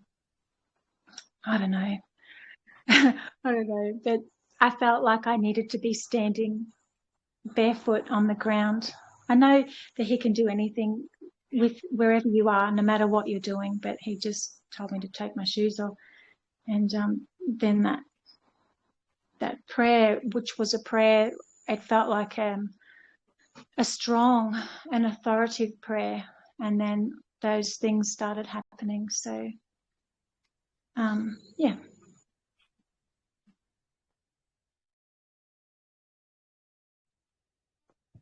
So I'm a very visual person, and I really wanted to have this as a visual. And I suggest you all do the same because it's really cool. Like looking at it with the 2 cycles, you could really understand it. So as we could see here, we're ending our last week. Okay, this would be the 52nd Sabbath of this cycle. I don't know if it's just mine, or if everybody's having trouble seeing what you're doing there. It's kind Yes, of it's very blurry. Okay, all good. I thought it shimmering. was my Wi-Fi. Okay. Yeah, it's blurry. Okay. Well, why don't I do this then? Why don't I take a picture and then send it in the chat, maybe? Yeah, you could do that. Yeah, Katrina. And then that way, maybe, see, it's a big picture.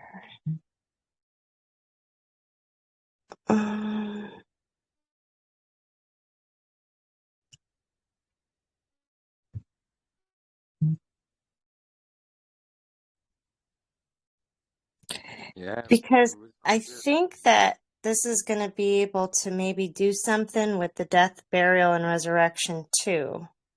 Seeing that he died on a third day of the week, you know? Yeah.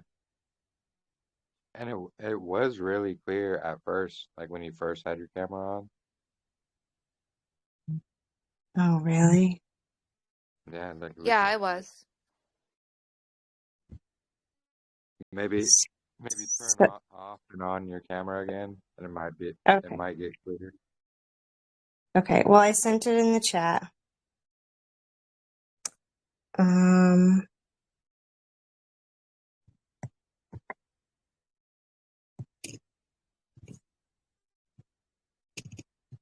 Yeah, we how's, could see it. okay. Let me know when you can't. So we have the last week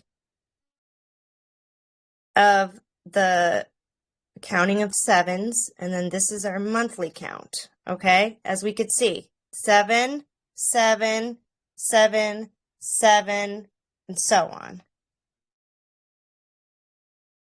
Oh, And I we hit that. have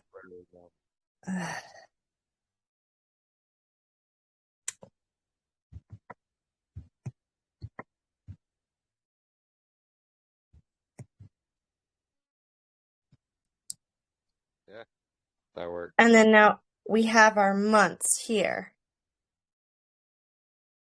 And you could see kind of how they connect.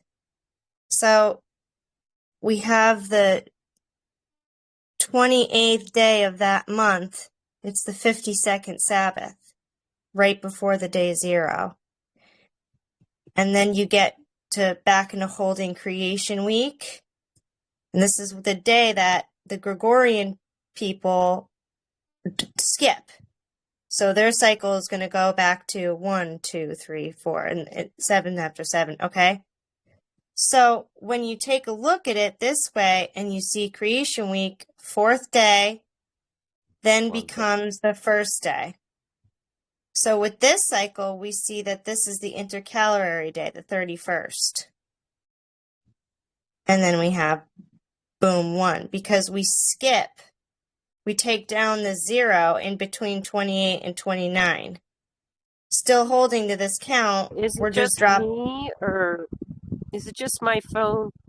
Because it's just all weird again. Yeah, it got blurry again.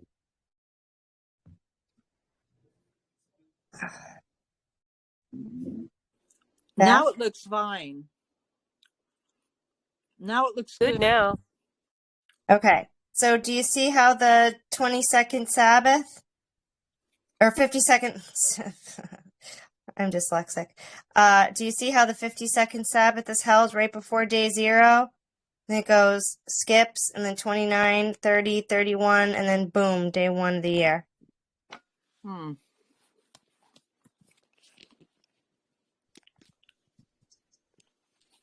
And then that's going to take it all the way down. So we're going to be keeping the 7s in the purple, but our monthly count, our Enoch cycle, is we're going to be doing the monthly. So this is going to take us 1 through 30, right?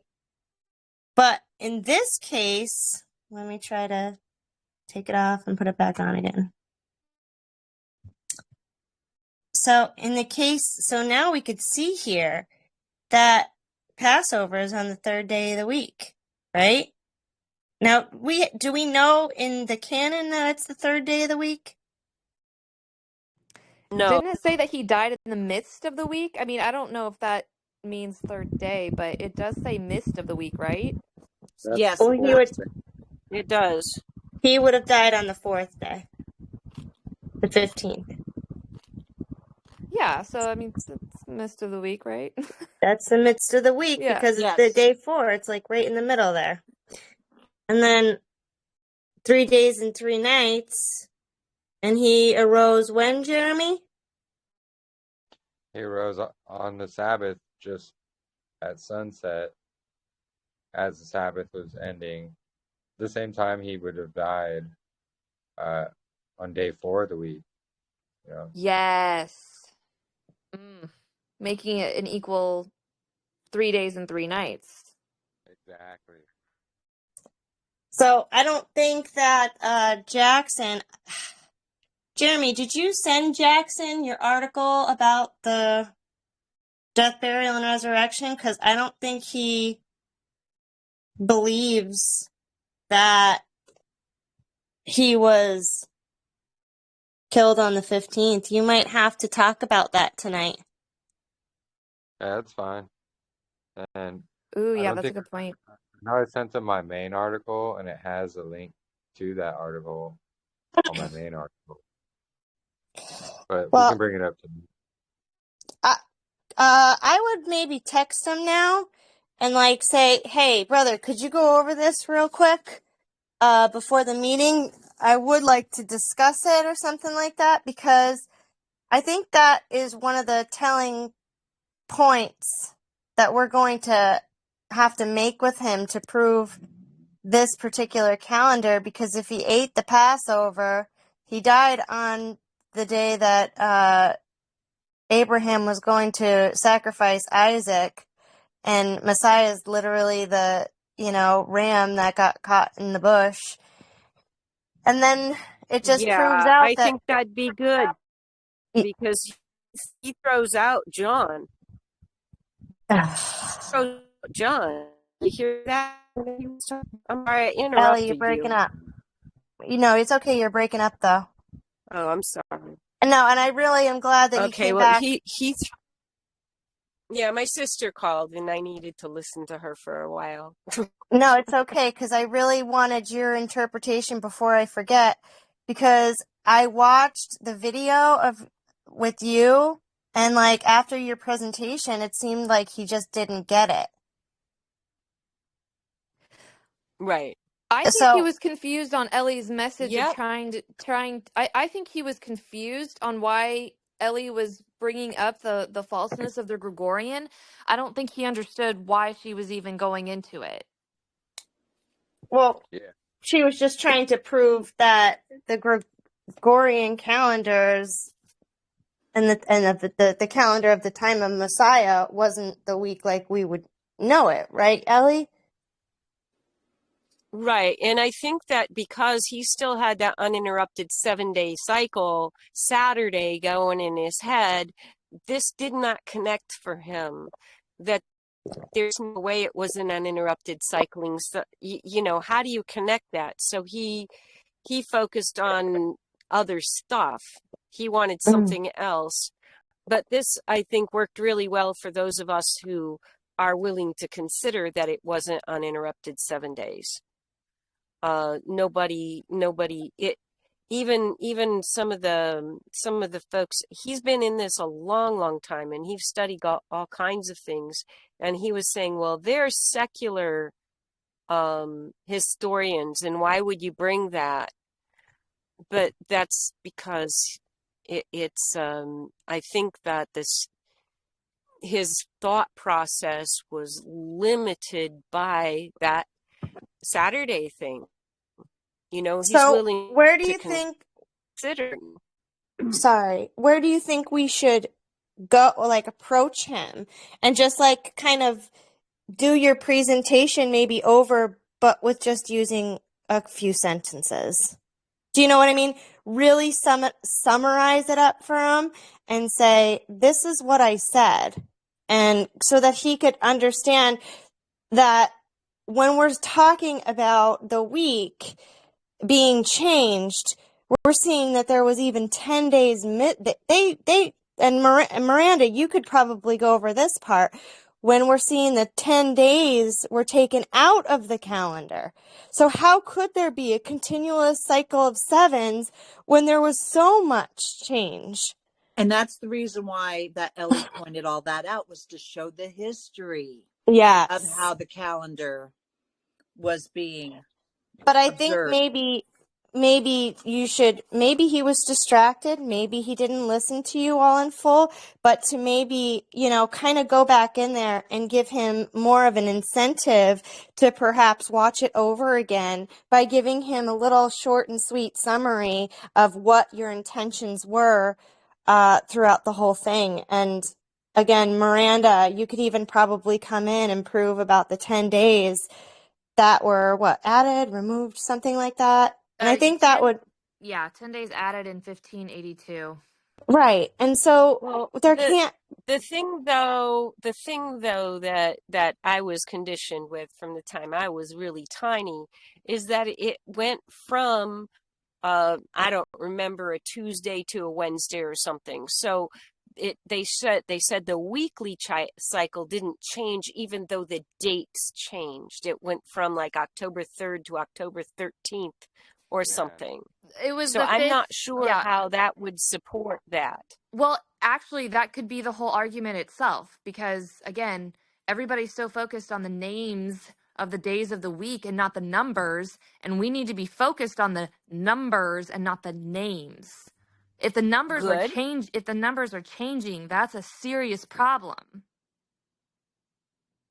So even the numbers on the Gregorian had changed from, I think it was like the 5th of 1582, October 5th of 1582 to the 15th. They woke up Friday the 15th when the day before was the 5th. The Thursday before, or that Thursday was the 5th, and they woke up to Friday the 15th. Like it's the numbered days that we need to be focused on, even if it's on a Gregorian, because they jumped 10 days, numbered days, not named days, because that's where everybody's getting confused. That's why they think it's a continuous 7-day cycle that will never stop, because they're just looking at the named days when we need to be focused on the numbered days, because Yah numbered all of his feast days in certain numbered months. Not named months or named days of the week, but numbered. And so I think that's what we have to realliterate. Yeah, wasn't that 10 days also when Sukkot happened? Right, smack dab in the middle of Sukkot. Yeah. Yeah, it's crazy. Right smack dab in the middle of it. Almost like they were trying to skip all the way through it.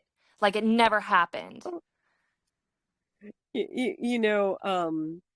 A lot of this is prayer work beforehand, and asking the Father to take, to open any blocks in people's minds, and to give us the wisdom, and to be still inside and just let him give us the words, because we were told that the Holy Spirit would give us words, because I can say the same thing over and over in the same words, and if the person doesn't understand, if their brain isn't putting together the words that I'm using to explain it, telling them the same thing over and over in the same words may not be helpful.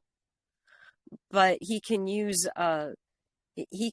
make it so that as we work together with our Abba and with Jackson Snyder, that we will be listening for the Father's wording, because this man, I don't know, he's an elder man, and he thinks a certain way, just like we all think a certain way.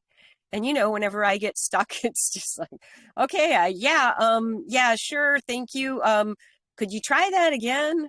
Could somebody else put that in different words? We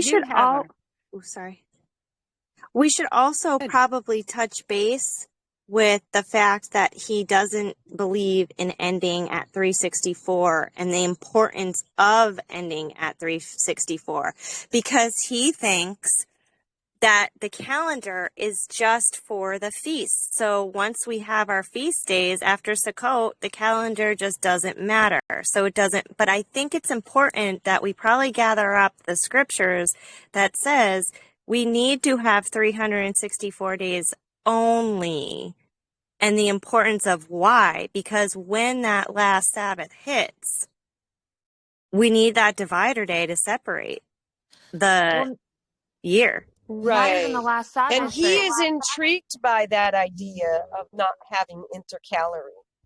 And I think he's worked out in his mind the way to do that is to just start again the next time. And that's how his mind is worked out how to do that. That's just my perception. well, and But Katrina, he is interested and he is listening. He is. Miranda, what were you going to say? if he just thinks that the calendar stops when feasts stop, does he? I mean, he believes in Enoch and Jubilees, right? Yes. Then, so what about the last head of the season for winter? Is that, I mean, is that not a day of remembrance? That's after, the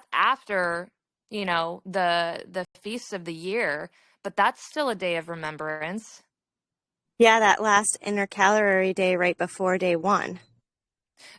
The last head of the season for winter, like Yeah. to go into winter. Right. That's the first day of the 10th month. Yeah, that's a day of remembrance. That's technically after the feasts of the year. Well, that's true, but he could be wrapping that in his mind too. I was just kind of giving an example, but okay. But when it comes to his three, he just stops counting, and I think that we have to hone in on the fact that there is a 365-day solar cycle, and there is 364 days in Yahuah's timing, and we could all agree on that. But we really need to hone in and show him I think what I just showed you guys on keeping that creation week, because that divider is going to play a big role on why it's 364 days only. I think that whenever you had the other one as well, when you had the three tiers and how the 0 day was for the 365 and how that made it so that it all lined everything up together rather than just the 2. I mean, the 2 was good. The third tier just really threw me off the first time I ever saw it because I didn't understand it. But I think that that the solar year starting with the 0 and people explaining, well, this is how come some of our brethren started the day after. They started on the 21st because of this needing to allow that.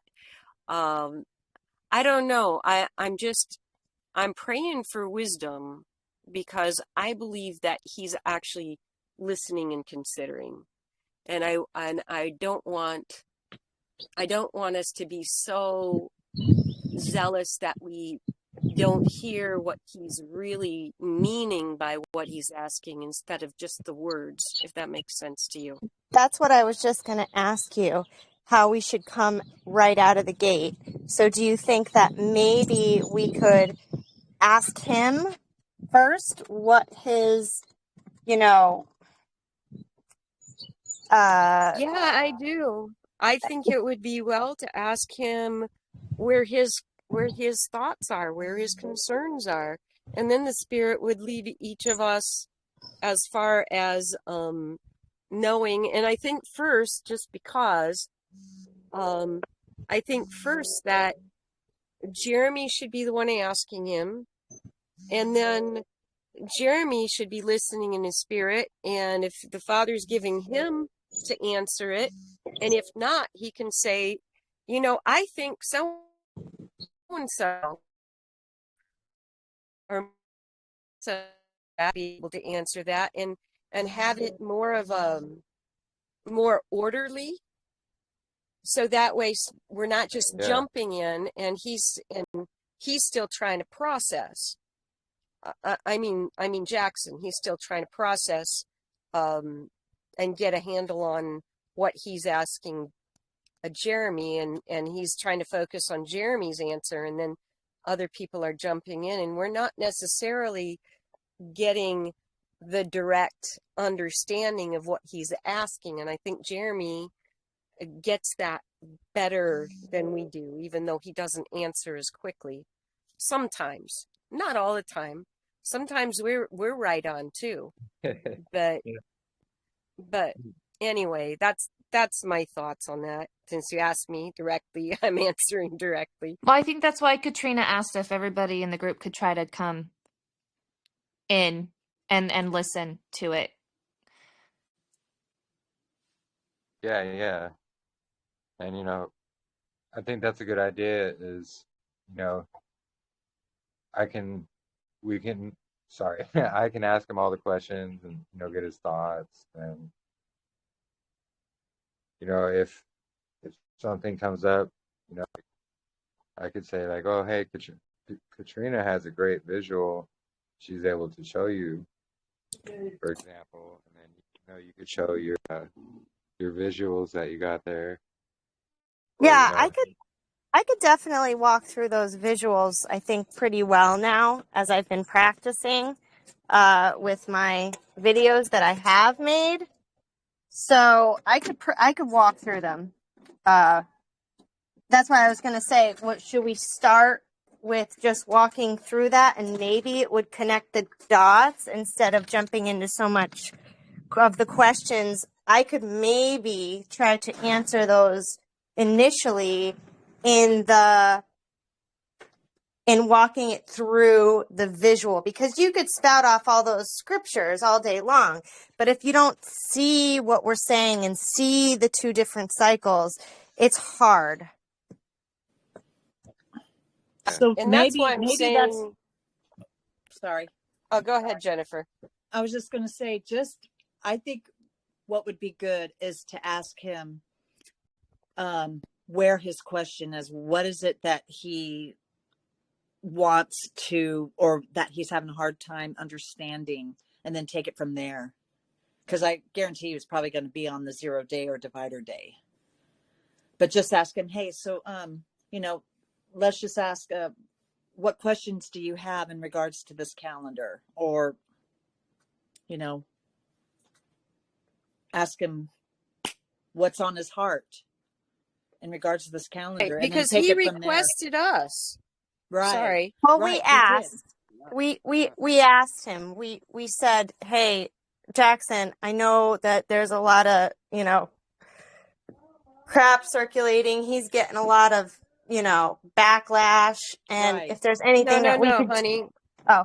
Honey, before all that happened, while we were on the third presentation, before that all wrapped up, he wanted us to come on again. Yes. Yeah, he did.